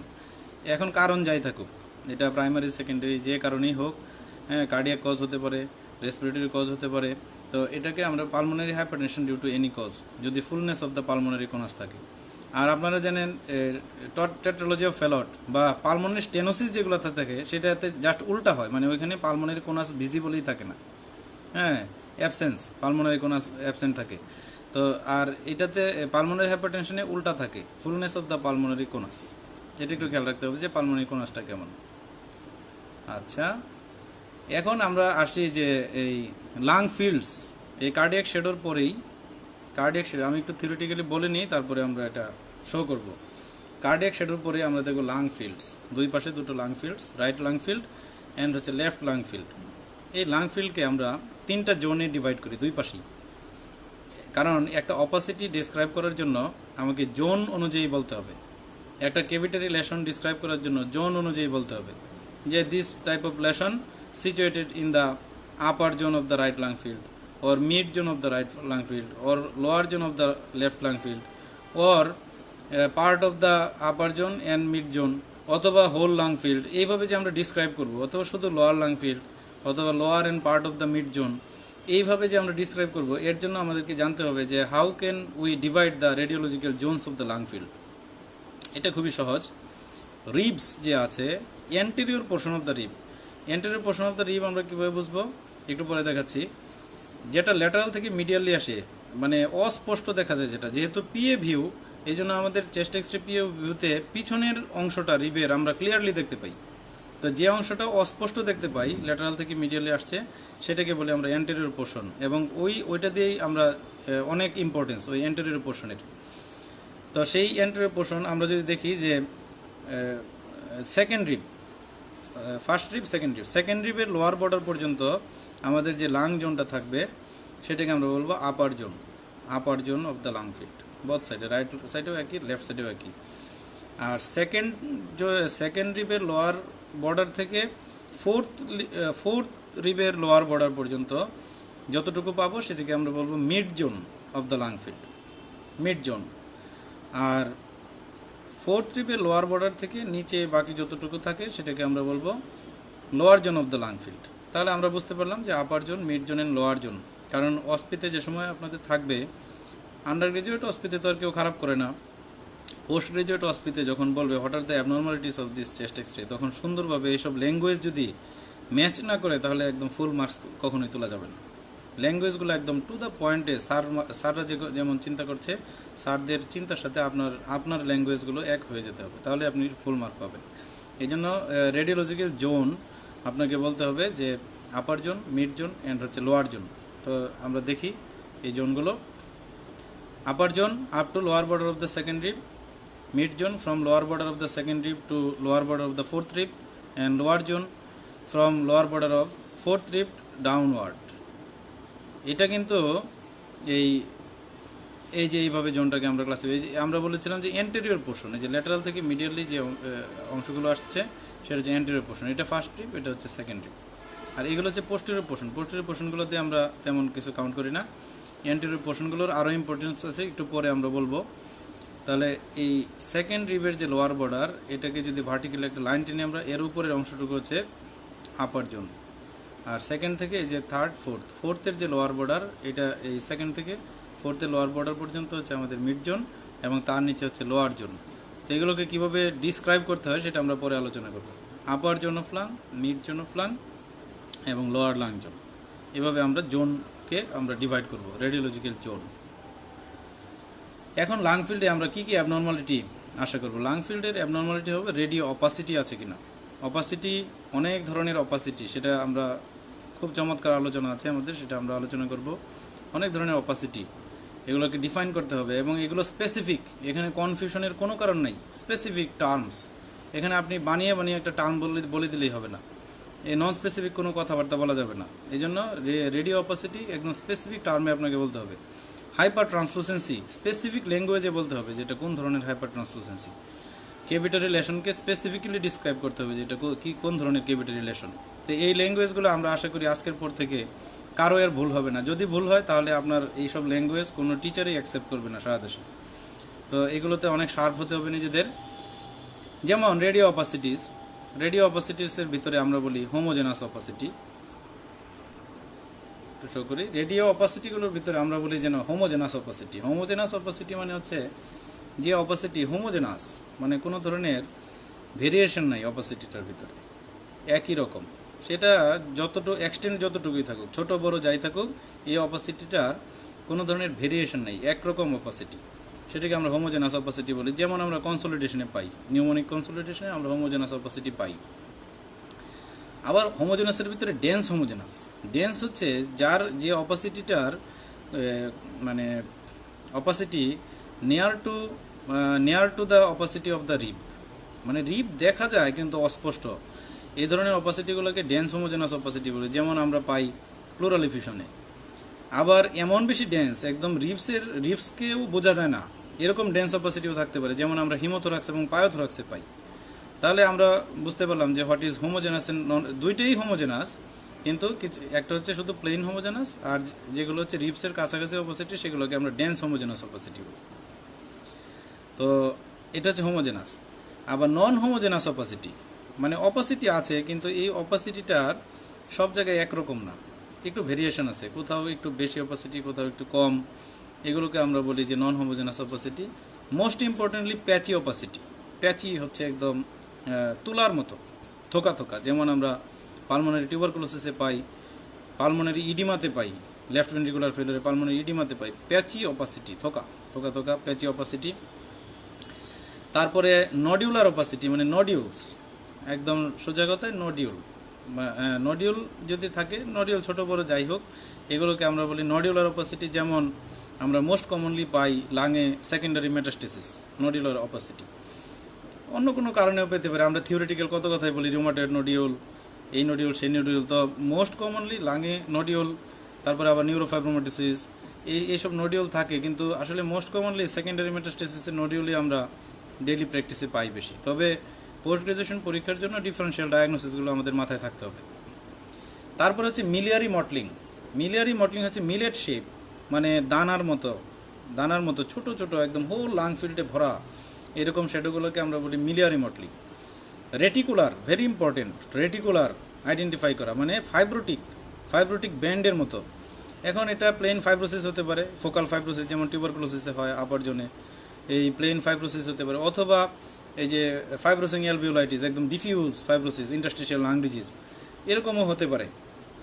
তো সেই জন্য এই রেটিকুলার শ্যাডো। আর আরেকটা হচ্ছে রেটিকুলোনডিউলার, মানে এমন এক ধরনের শ্যাডো যেখানে প্রচুর রেটিকুলার শ্যাডো পাওয়া যাচ্ছে এবং ছোট নডিউলার শ্যাডো পাওয়া যাচ্ছে, যেমন ইন্টারস্টিশিয়াল লাং ডিজিজে আমরা খুব কমনলি পাই রেটিকুলোনডিউলার শ্যাডো। তাহলে আমরা এই অপাসিটিগুলোকে, তাহলে দেখেন কত চমৎকার, মানে এর বাইরে কোনো অপাসিটি নাই, আপনি যতই কল্পনা করতে থাকেন এখন আর কোনো অপাসিটি খুঁজে পাবেন না। তাহলে নন স্পেসিফিক কোনো কথা নাই, আপনি এক ধরনের অপাসিটি পেয়েছেন, সেই অপাসিটিটা homogeneous, dense homogeneous, non homogeneous, patchy, নডিউলার, miliary, reticular অথবা রেটিকুলোনডিউলার, কিছু একটা দিয়ে আপনাকে ডিফাইন করতে হবে।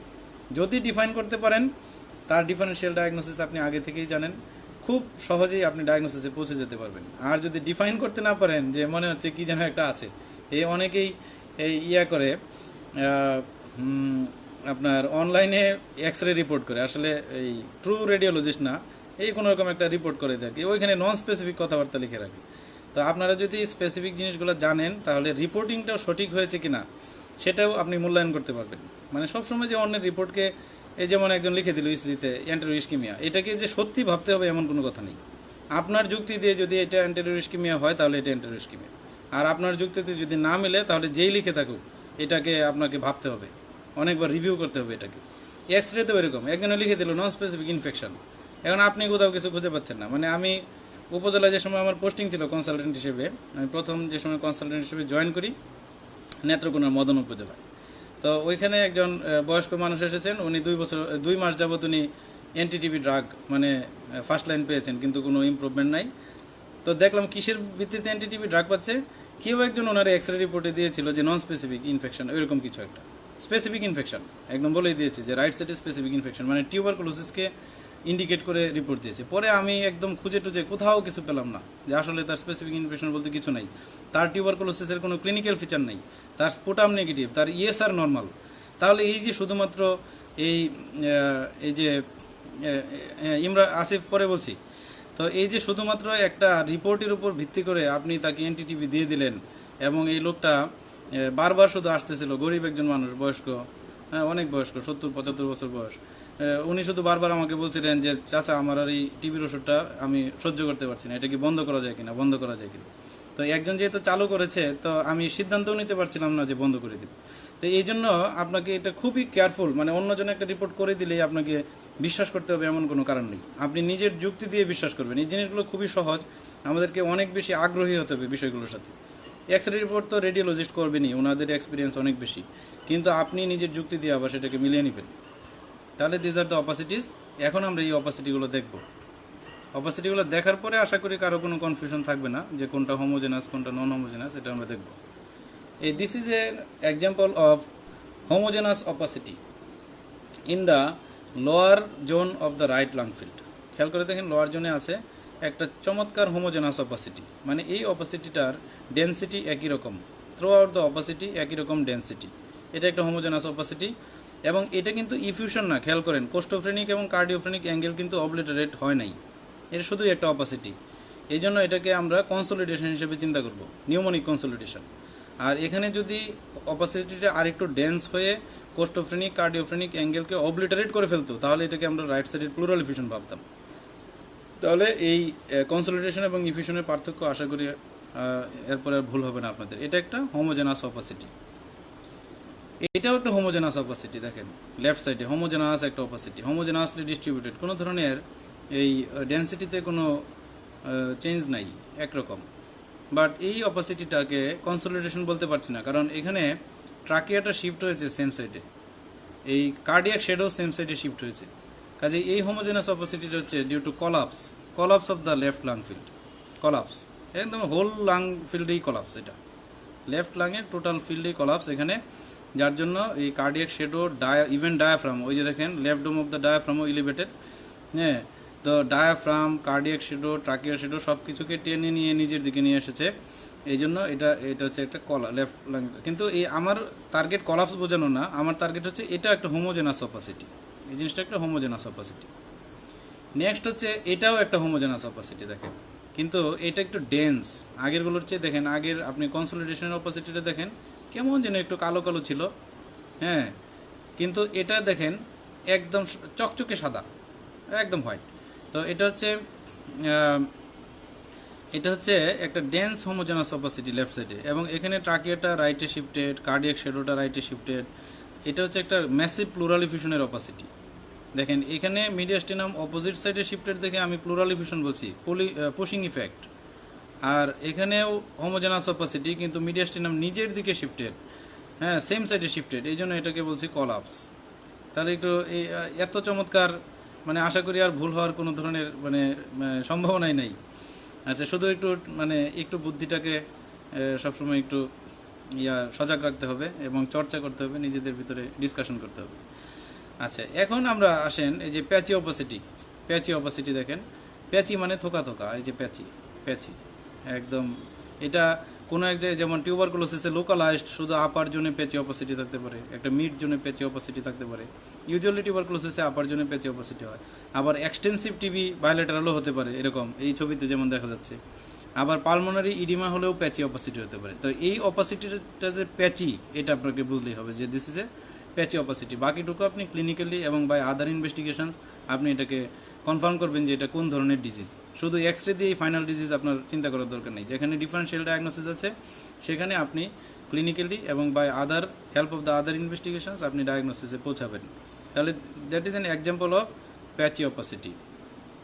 নাও the very important nodular opacity. হয়তো এই ভিডিওতে ছবিটা ক্লিয়ার আসছে না, কিন্তু আপনি যে সময় এটা জেপিজি ফরম্যাট পাবেন, জেপিজি ফরম্যাটে এটা ক্লিয়ার পাবেন। এই নডিউলার, এই যে নডিউল, গোল গোল নডিউল, অনেক সময় ক্যানন বল বলে, তো এইগুলো হচ্ছে নডিউলার অপাসিটি, নডিউলস।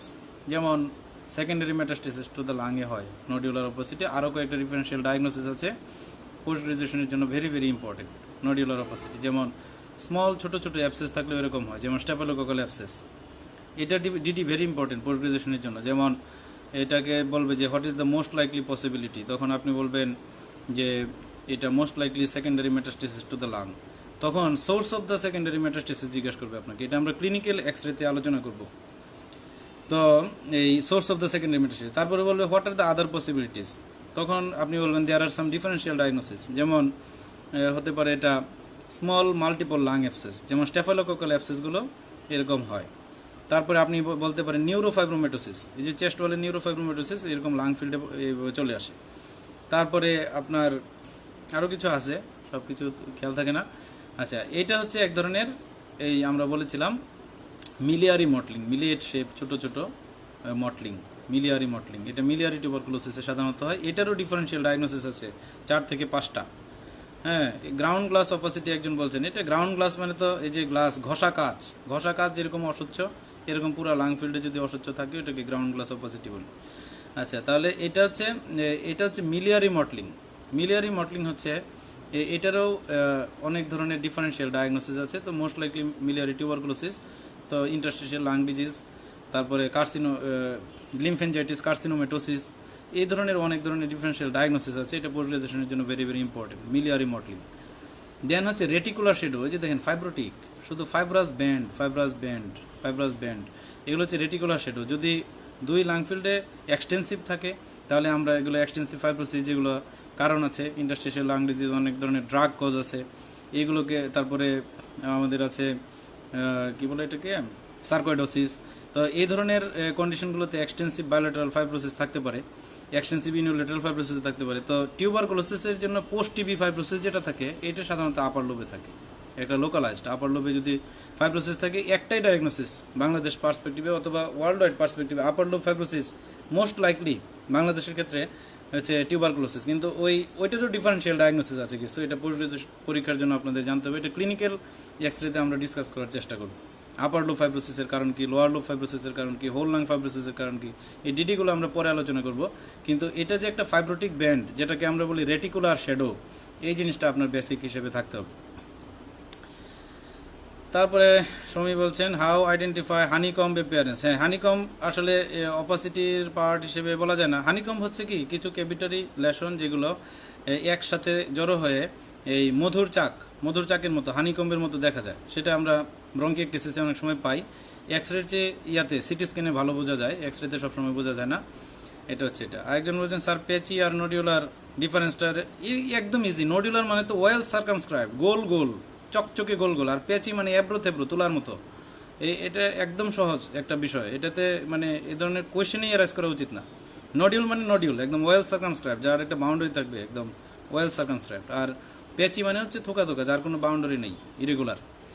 আচ্ছা, তাহলে এটা বলা। এরপরে আসেন রেটিকুলার নডিউলার, মানে কিছু এক্সরে পাওয়া যাবে যে রেটিকুলার প্রচুর শ্যাডো আছে, মাঝে মাঝে ছোট বড় অনেক ধরনের নডিউল আছে, এগুলো হচ্ছে রেটিকুলার নডিউলার অপাসিটি। ইন্টারস্টিশিয়াল লাং ডিজিজে থাকে রেটিকুলার নডিউলার। এখন আসেন এয়ার ফ্লুইড লেভেল। কোনো একটা লাং ফিল্ডে দেখা যাচ্ছে এমন একটা লেশন, নিচে ফ্লুইড উপরে ইয়ার। তো এটা যদি লোকালাইজড কোনো লেশন হয়, যেমন প্রথম ছবিটা দেখেন, এই এক্সরেতে একটা রাইট লাং ফিল্ডের এটা কোনটা 1 2 আপার এবং part of the mid zone, মানে upper zone of the right lung ফিল্ডে একটা ক্যাভিটারি লেশন, ক্যাভিটির মতো। সেখানে নিচে ফ্লুইড সাদা অপেক, আর উপরে হচ্ছে কালো ইয়ার। এটা হচ্ছে লাং অ্যাবসেসের টিপিক্যাল, মানে পায়োজেনিক যে লাং অ্যাবসেস সেটা টিপিক্যাল একটা এই পিকচার, এটা পায়োজেনিক লাং অ্যাবসেস। আবার এটা যদি টিউবারকুলার অ্যাবসেস হয় অথবা ম্যালিগন্যান্ট অ্যাবসেস হয়, তাহলে এটার ওয়ালটা থাকবে থিক এবং ইরেগুলার। তো এটা একটা pyogenic lung, air fluid level, উপরে ইয়ার নিচে ফ্লুইড। আবার হোল লাং ফিল্ডে খেয়াল করেন, নিচে ফ্লুইড, এই যে পরের এক্সরেটাতে খেয়াল করেন, নিচে ফ্লুইড এবং উপরে ইয়ার, শুধু ইয়ার, কোনো ধরনের লাং টিস্যু নাই। ব্রঙ্কোভাস্কুলার লাং টিস্যু বুঝবো কীভাবে, আপনি কম্পেয়ার করেন অপোজিট সাইডের সাথে। অপোজিট সাইডে এই যে ব্রঙ্কোভাস্কুলার মার্কিং আছে সাদা, আর এই পাশে একদম কালো, কোনো ধরনের ব্রঙ্কোভাস্কুলার মার্কিং নেই, যেটাকে আমরা নিউমোথোরাক্স বলি। তো এই নিউমোথোরাক্স, একজন বলেছেন স্যার রেটিকুলো নডিউলার মিলিয়ারি মটলিংটা অনেকটা একই মনে হলে একই, কোনো সমস্যা নেই, এগুলো ডিফারেন্সিয়াল ডায়াগনোসিসও একই, আপনার এত অরিড হওয়ার কোনো কারণ নেই। একদম এটা দেখেই চট করে আপনার ডায়াগনোসিস কনফার্ম ফেলে করার কোনো প্রয়োজন নেই। আচ্ছা, তাহলে এই এক্সরেটাতে দেখেন যে এই আপার পার্টে একদম রেডিওলোসেন্ট এবং কোনো ব্রঙ্কোভাস্কুলার মার্কিং নাই, আর একটু কলাপস লাং মার্জিন আছে, মিডিয়াস্টিনামটা shifted to the right side, and lower পার্টে হচ্ছে dense homogenous opacity obliterating the costophrenic and cardiophrenic angles. তাহলে এই লোয়ার পার্টে হচ্ছে পানি, আপার পার্টে হচ্ছে বাতাস। এটা হচ্ছে লেফট সাইডেড হাইড্রোনিউমোথোরাক্স। আর লোকালাইজড লেশন একই রকম দেখেন, লেশন এটার আপার পার্টে ইয়ার, নিচে ফ্লুইড, এটা হচ্ছে লাং অ্যাবসেস। তাহলে এই জিনিসটা আমরা ইয়ার ফ্লুইড লেভেল অনেক সময় আমরা পাবো এক্সরেতে। আমি একটা অ্যাবসেস দেখিয়েছি, অনেক সময় 3-4টা অ্যাবসেসও থাকতে পারে, অনেক সময় কার্ডিয়াক শ্যাডোর পিছনে লুকানো অ্যাবসেস থাকতে পারে। তো এই জিনিসগুলো খুব ভালো করে দেখতে হবে। কার্ডিয়াক শ্যাডোর পিছনে অ্যাবসেস লুকিয়ে আছে, তো দেখা যাচ্ছে না, এটা খেয়াল করতে হবে। আবার অনেক সময় এত বড় অ্যাবসেস এখানে আছে, এই বড় অ্যাবসেসকেই হাইড্রোনিউমোথোরাক্স মনে হয়ে যেতে পারে অনেক সময়। তো এইগুলো খুব ভালোভাবে খেয়াল করতে হবে যে এয়ার ফ্লুইড লেভেলকে আমি কীভাবে ইন্টারপ্রিট করব। হাইপার ট্রান্সলুসেন্সি খেয়াল করেন যে হাইপার ট্রান্সলুসেন্সি মানে হচ্ছে নর্মাল ট্রান্সলুসেন্সির চেয়ে অনেক বেশি ট্রান্সলুসেন্ট। এটা নর্মাল যে লাং ফিল্ড আছে তার সাথে কম্পেয়ার করলেই বোঝা যাবে। এই এক্সরেতে খেয়াল করেন যে রাইট সাইডে নর্মাল লাং ফিল্ড আর লেফট সাইডে হাইপার ট্রান্সলুসেন্ট, মানে অনেক বেশি কালো। তো এই হাইপার ট্রান্সলুসেন্সি যখন থাকবে তখন খেয়াল করতে হবে যে এই হাইপার ট্রান্সলুসেন্সির ভিতরে ব্রঙ্কোভাস্কুলার মার্কিং আছে কিনা, মানে যে সাদা সাদা যে দাগগুলো, এগুলো হচ্ছে ব্রঙ্কোভাস্কুলার মার্কিং। যেমন এই এক্সরেতে কোনো ধরনের ব্রঙ্কোভাস্কুলার মার্কিং নেই, এবং মিডিয়াস্টিনামটাও রাইট সাইডে শিফটেড, কার্ডিয়াক শ্যাডোও শিফটেড, ট্রাকিও শিফটেড। তো এটা পাওয়া যায় নিউমোথোরাক্সে hyper translucent lung field with absent bronchovascular marking with collapsed lung margin. মানে নিউমোথোরাক্সটা তো আসলে লাংয়ের বাইরে হয়, প্লুরাল কেভিটিতে হয়, এই জন্য এই লাংটাকে কলাপস করে রাখবে। আর যেহেতু প্লুরাল কেভিটিতে, এখানে তো আর কোনো লাং টিস্যু থাকবে না, টোটালটাই হচ্ছে অ্যাবসেন্ট ব্রঙ্কোভাস্কুলার মার্কিং। তো এটাকে আমরা বলবো নিউমোথোরাক্স। আর যদি জেনারেলাইজড হাইপার ট্রান্সলুসেন্সি থাকে, তাহলে হচ্ছে এই আমরা চিন্তা করবো এটা এমফাইসিমা কিনা। মানে সিওপিডির একটা ভ্যারাইটি আপনারা সবাই জানেন, দুই ধরনের সিওপিডি থাকে, একটা হচ্ছে এমফাইসিমা, একটা হচ্ছে ক্রনিক ব্রঙ্কাইটিস। তো এই এমফাইসিমাতেও হাইপার ট্রান্সলুসেন্সি থাকে। তো এমফাইসিমার hyper translucency generalized, both lung ফিল্ডে একই রকম, এবং সেই হাইপার ট্রান্সলুসেন্সিতে ব্রঙ্কোভাস্কুলার মার্কিং থাকে, মানে লাং টিস্যু থাকে ইনটেক। আর নিউমোথোরাক্স ইউজুয়ালি ইউনিল্যাটারাল, এবং সেই নিউমোথোরাক্সে কোনো ধরনের লাং টিস্যু থাকে না, ব্রঙ্কোভাস্কুলার মার্কিং অ্যাবসেন্ট থাকে, এবং এই নিউমোথোরাক্সের কম্প্রেশনের জন্য একটা কলাপসড লাং মার্জিন থাকে। অনেক সময় এতটা কলাপস থাকে যে কার্ডিয়াক শ্যাডোর সাথে মার্চ করে যায়, তখন আর বোঝা যায় না আলাদাভাবে যে কলাপস লাং মার্জিন, তারপরেও বলতে হবে যে there is a collapse lung margin. তো মানে কার্ডিয়াক শ্যাডোর সাথে মার্চ করে গেলেও, কারণ ওইখানে হাইপার ট্রান্সলুসেন্সির ভিতরে কোনো নেই। আর আরেকটা হচ্ছে যে বুলা, এমফাইসিমাটাস বুলা যদি থাকে, এই বুলার ভিতরেও অনেক সময় কোনো ধরনের এই ব্রঙ্কোভাস্কুলার মার্কিং পাওয়া যায় না, এই বুলার ভিতরে এই অ্যাবসেন্ট থাকে। কিন্তু বুলাটা সহজেই বোঝা যায় এটা একটা লোকালাইজড একটা সার্কামস্ক্রাইবড একটা area of the hyper translucency. Hyper translucent একটা লোকালাইজড একটা সার্কামস্ক্রাইবড এরিয়া যেখানে ব্রঙ্কোভাস্কুলার মার্কিং নেই, ওটাকে বলে আমরা বুলা। আচ্ছা, তাহলে আমরা এই হাইপার ট্রান্সলুসেন্সি বুঝলাম। আরও ছবি দেখি আমরা। এটা হচ্ছে একটা জেনারেলাইজড হাইপার ট্রান্সলুসেন্সি। তো এই ভিডিওতে মনে হচ্ছে যেন ব্রঙ্কোভাস্কুলার মার্কিং নাই, অ্যাকচুয়ালি ছবিটাতে ব্রঙ্কোভাস্কুলার মার্কিং আছে বথ সাইডেই। তো এটা হচ্ছে একটা এমফাইসিমা, মানে সিওপিডির যে এমফাইসিমা ভ্যারাইটি, এই এমফাইসিমাতে এইরকম হাইপার ট্রান্সলুসেন্সি জেনারেলাইজড থাকে, কিন্তু ব্রঙ্কোভাস্কুলার মার্কিং থাকে। আর নিউমোথোরাক্সের আমরা যেটা দেখেছি আগে, সেটা হচ্ছে ওয়ান সাইডে একটা hyper translucency, bronchovascular marking totally absent, কোনো ধরনের ব্রঙ্কোভাস্কুলার মার্কিং নাই, এবং একটা কলাপস লাং মার্জিন এবং মিডিয়াস্টিনামকে শিফট করে রেখেছে। এটা টেনশন নিউমোথোরাক্সের জন্য শিফট করেছে, কিন্তু যদি এটা ক্লোজড অথবা ওপেন নিউমোথোরাক্স থাকতো তাহলে এতটা শিফট করতো না। এটা শিফট করার জন্য যে প্রেশার, সেই প্রেশারেই থাকে না এই ক্লোজড এবং ওপেন নিউমোথোরাক্স। এটা টেনশন নিউমোথোরাক্স। অনেক সময় ভাইবাতে জিজ্ঞেস করবে, আপনি বললেন, ডেসক্রিপশন দিলেন যে there is a hyper translucent lung field in the left side, with absent bronchovascular marking, with collapsed lung margin, trachea shifted to the right side, cardiac schedule shifted to the right side, এরকম বললেন আপনি। তো বলার পরে এই বললো যে what is your diagnosis, তখন আপনি বললেন যে এটা লেফট সাইডের নিউমোথোরাক্স। তো লেফট সাইডের নিউমোথোরাক্স, একজন বলছেন ব্রঙ্কোভাস্কুলার মার্কিংটাকে একটু দেখবেন। ব্রঙ্কোভাস্কুলার মার্কিং হচ্ছে লাং ফিল্ডের ভিতরে যে ছড়ানো ছোটো ছোটো সাদা সাদা সুতার মতো যে মার্কিং, এগুলোকে ব্রঙ্কোভাস্কুলার মার্কিং বলে। এটা সহজ জিনিস। ব্রঙ্কোভাস্কুলার লাং টিস্যু থাকলেই ব্রঙ্কোভাস্কুলার মার্কিং থাকবে। আচ্ছা, এবং ব্রঙ্কোভাস্কুলার মার্কিংগুলো একটু হাইলামের কাছে, মিডিয়াস্টিনামের কাছাকাছি বেশি প্রমিনেন্ট থাকে, ওখানে বড় থাকে, মেজর ব্রাঞ্চগুলো থাকে। আর একটু ল্যাটারালি ব্রঙ্কোভাস্কুলার মার্কিংগুলো একটু লেস প্রমিনেন্ট থাকে, কারণ এই ব্রাঞ্চিং হতে হতে এগুলো ছোটো হয়ে যায়, এই জন্য ল্যাটারালি একটু কম প্রমিনেন্ট থাকে। তাহলে এটা এই যে এক্সরেটাকে যদি বলা হয় যে কোন নিউমোথোরাক্স, এটা আমরা ক্লিনিক্যাল এক্সরেতে আলোচনা করব। এটা হচ্ছে টেনশন নিউমোথোরাক্স, কারণ এর প্রেশার ইফেক্ট আছে। আর যে নিউমোথোরাক্সগুলোর প্রেশার ইফেক্ট নাই ওইগুলোকে আপনার টেনশন নিউমোথোরাক্স বলা যাবে না। তাহলে আমি মনে হচ্ছে যে ক্লিয়ারলি বলতে পেরেছি। আচ্ছা, একজনে এই যে বাড়তি কথাবার্তা, স্যার দুই পাশে নিউমোথোরাক্স থাকতে পারে না, পৃথিবীতে সব কিছুই থাকতে পারে। আপনার পৃথিবীতে যা যা কল্পনা করতে পারেন আপনার ব্রেনে, আপনি সব কিছুই পৃথিবীতে এবং এই মহাবিশ্বে পসিবল, কিন্তু এইগুলো ইউজুয়ালি পাওয়া যায় না। কাজে যে জিনিস ইউজুয়ালি পাওয়া যায় না এটা নিয়ে আপনার এত বেশি দুশ্চিন্তা করার কারণ নেই। 1,00,000 পেশেন্টের ভিতরে যদি একটা পান, এটা নিয়ে এত বেশি চিন্তা করার দরকার নেই। আপনি ইউজুয়ালি প্রতিদিন যেটা পাবেন ইউনিল্যাটারাল নিউমোথোরাক্স, ওইটা নিয়ে চিন্তা করবেন। আর ইউনিল্যাটারাল চিন্তা করতে করতে করতে করতে যখন আপনার একদম এক্সপার্ট হইতে হইতে আর ভালো লাগবে না, ওই মুহূর্তে গিয়ে তখন আপনি নিজেই বায়োলেটারাল নিউমোথোরাক্স ডায়াগনোসিস করতে পারবেন, কোনো সমস্যা হবে না। মানে আগেই এক্সেপশনাল জিনিস মাথার ভিতরে ঢোকানোর কোনো ধরনের কোনো প্রয়োজন নেই। একজন বলেছেন বুলা কীভাবে বুঝবো? বুলার ছবি আছে, একটু পরে দেখাচ্ছি। বুলার ছবি হচ্ছে আপনার একটা লোকালাইজড একটা হাইপার ট্রান্সলুসেন্ট এরিয়া, একদম গোল, মনে হবে যে লাঙের একটা জায়গায় একটা গোল একটা এই ওইটা হচ্ছে আমাদের হচ্ছে বুলা। আচ্ছা, তারপরে আমরা দেখি এই যে এইটা হাইপার ট্রান্সলুসেন্সি, এখানে আমরা আনলাম এটা কি, এটা জেনারেলাইজড হাইপার ট্রান্সলুসেন্সি। আচ্ছা, এই যে বুলা যারা দেখতে চান, এটা হচ্ছে বুলা। বুলাটা হচ্ছে একটা লোকালাইজড হাইপার ট্রান্সলুসেন্সি।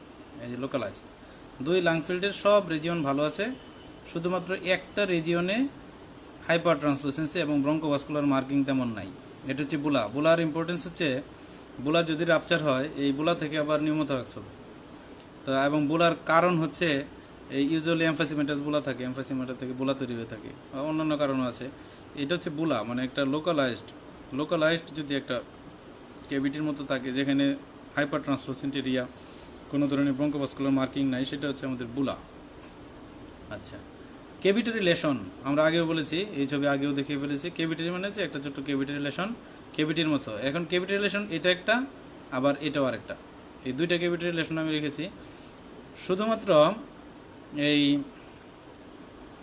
শুধুমাত্র ক্যাভিটারি লেশন যদি এয়ার ফ্লুইড লেভেল থাকে, এই যে এয়ার ফ্লুইড লেভেল থাকে ক্যাভিটারি লেশন, তাহলে সেটা হচ্ছে এই লাং অ্যাবসেস। যদি এয়ার ফ্লুইড লেভেল থাকে তাহলে সেটা হচ্ছে লাং অ্যাবসেস। আর যদি এয়ার ফ্লুইড লেভেল না থাকে শুধু ক্যাভিটারি, এটাকে আমরা একটা ক্যাভিটি বলি। যেমন আপনার টিউবারকুলোসিসে একটা ক্যাভিটারি লেশন থাকতে পারে, তো সেটা হচ্ছে ওই শুধু সিম্পল ক্যাভিটি। আর এটা হচ্ছে এয়ার ফ্লুইড লেভেল, সেটা হচ্ছে লাং অ্যাবসেসের ক্যাভিটি। আচ্ছা, একজন বলেছেন যে স্যার হাইপার ট্রান্সলুসেন্সিতে তো মার্কিংস পাচ্ছি না, এটা ভিডিওতে ভালো দেখা যাচ্ছে না, আমি যে সময় জেপিজি দিব তখন আপনি পাবেন, এটা ওই ভিডিওতে আসলে এইভাবে আসে না। আচ্ছা, এরপরে আমরা চলে যাই যে position of the diaphragm, very very important. এই পজিশন অফ দ্য ডায়াফ্রাম আমরা জানি যে রাইট ডোম অ্যান্ড হচ্ছে left dome of the diaphragm. Usually right dome is slightly elevated then the left dome. Slightly elevated, কতটুকু slight elevated? আচ্ছা, একজন বলেছেন যে ব্রঙ্কোভাস্কুলার মার্কিংয়ের সাথে টেনশন নিউমোথোরাক্সের রিলেশনটা একটু বলবেন sir. Good, very good. Bronchovascular tension pneumothorax মানে নিউমোথোরাক্স মানে প্লুরাল ক্যাভিটিতে ইয়ার এত বেশি বাতাস জমেছে যে লাং টিস্যুকে কলাপস করে দূরে সরিয়ে দিয়েছে। আপনি যে ছবিটা দেখতে পারেন নিউমোথোরাক্সের, সেটা শুধুই বাতাসের ছবি, এখানে কোনো ধরনের লাং টিস্যুই নেই। যেহেতু লাং টিস্যু নাই, কাজে এখানে কোনো ধরনের ব্রঙ্কোভাস্কুলার মার্কিং নেই। Only hyper translucency with absent bronchovascular marking, সেটা হচ্ছে আমাদের নিউমোথোরাক্স। আশা করি ক্লিয়ার। তো আমরা বলছিলাম যে right dome of the diaphragm is slightly elevated then the left dome of the diaphragm. কারণ হচ্ছে রাইট ডোম অফ দ্য ডায়াফ্রামের নিচে লিভার থাকে, এই লিভারের জন্য এই স্লাইটলি এলিভেটেড থাকে। এখন এই এলিভেশনের আপনার নর্মাল রেঞ্জ আছে, যে কতটুকু নর্মাল এলিভেশনটা, এটা বলা হয় যে minimum 1.5 centimetre elevated then the left dome of the diaphragm, মানে 1.5 সেন্টিমিটার।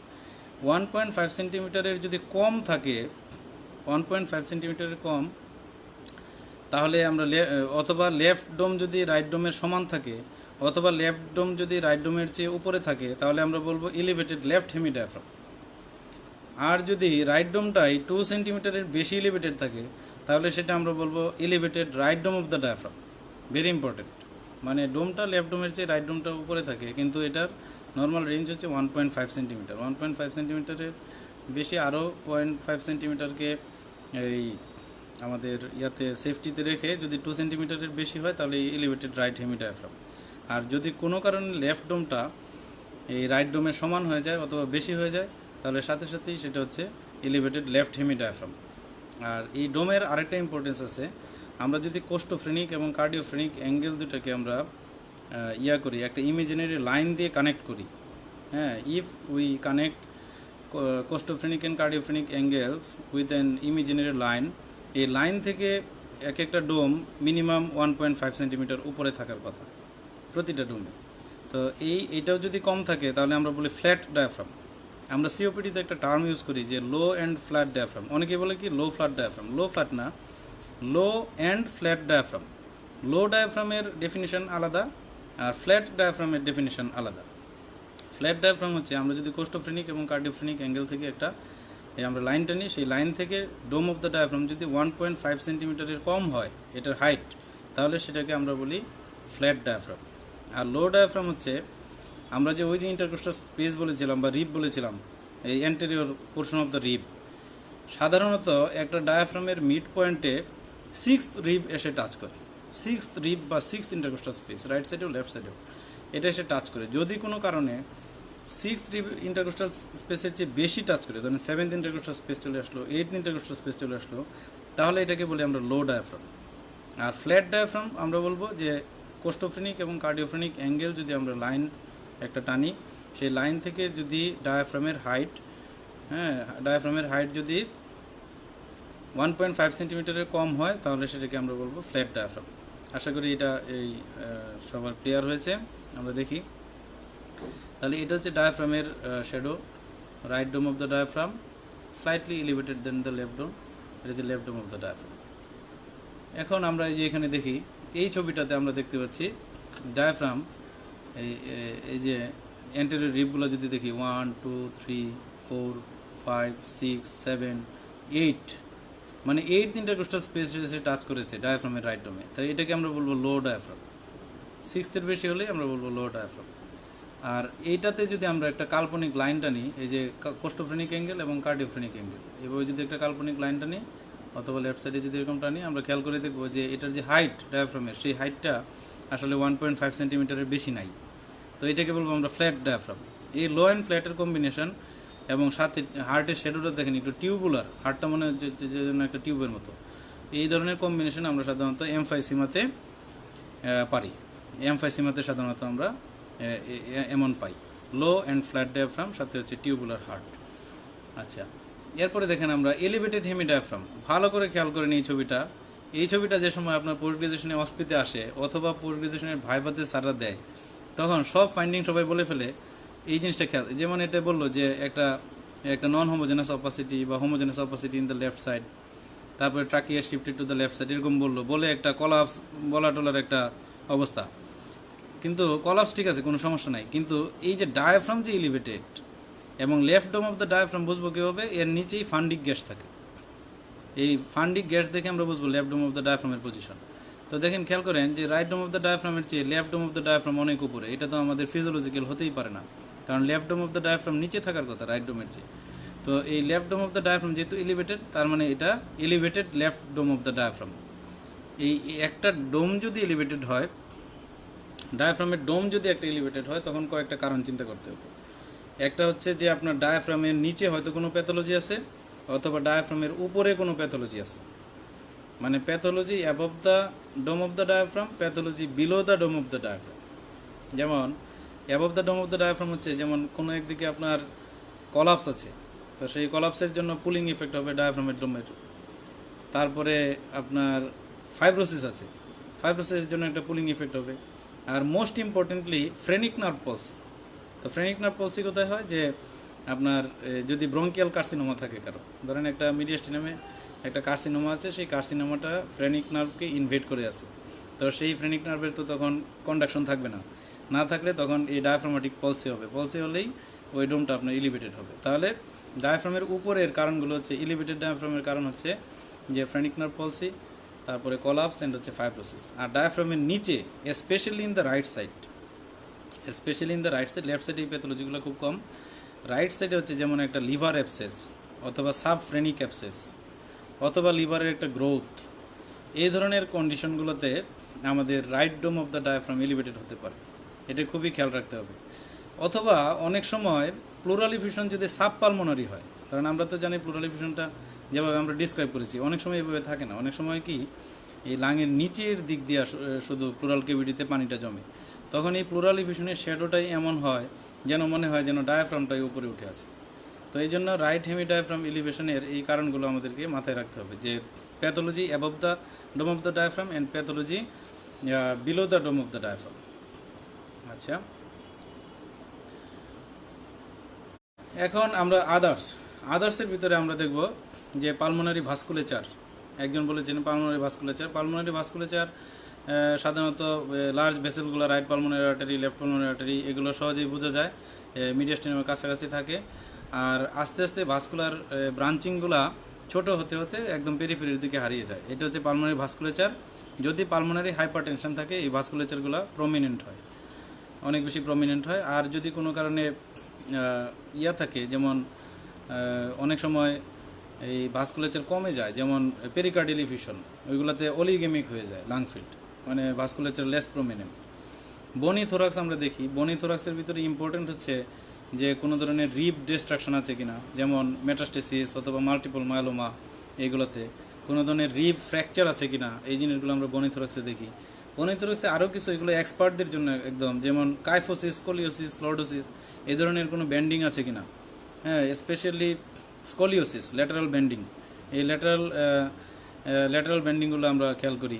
তারপরে ওয়াইডেনিং অফ দ্য মিডিয়াস্টিনাম, একটা জিনিস আমরা বলি যে অনেক সময় লিম্ফোমা থাকে, আপনারা জানেন হস্কিন লিম্ফোমা, মিডলাইন লিম্ফ নোডগুলোকে বেশি ইনভলভ করে, অথবা সার্কোইডোসিস থাকে, হ্যাঁ, অথবা মিডিয়াস্টিনাল গ্রোথ থাকে, অথবা থাইরয়েডের কোনো থাইমাসের কোনো গ্রোথ, এগুলো আপার মিডিয়াস্টিনামে চলে এসেছে, এগুলোতে আমাদের ওয়াইডেনিং অফ দ্য মিডিয়াস্টিনামও থাকতে পারে। আর ইন্সপাইরেটরি অ্যান্ড এক্সপাইরেটরি ফিল্ম সম্পর্কে আমরা আগেই বলেছি। তো থ্যাংক ইউ। এখন কারো কোনো কোয়েশ্চেন থাকলে আমরা আলোচনা করব, কোয়েশ্চেন আনসার সেশন। আজকে একটু তাড়াতাড়ি শেষ করে ফেলেছি, আজকে আর সেই আশা করি অধৈর্য হবে না কেউ। এখন আমাদের কোয়েশ্চেন আনসার সেশন, আপনারা কোয়েশ্চেন করেন, আমরা ডিসকাস করি।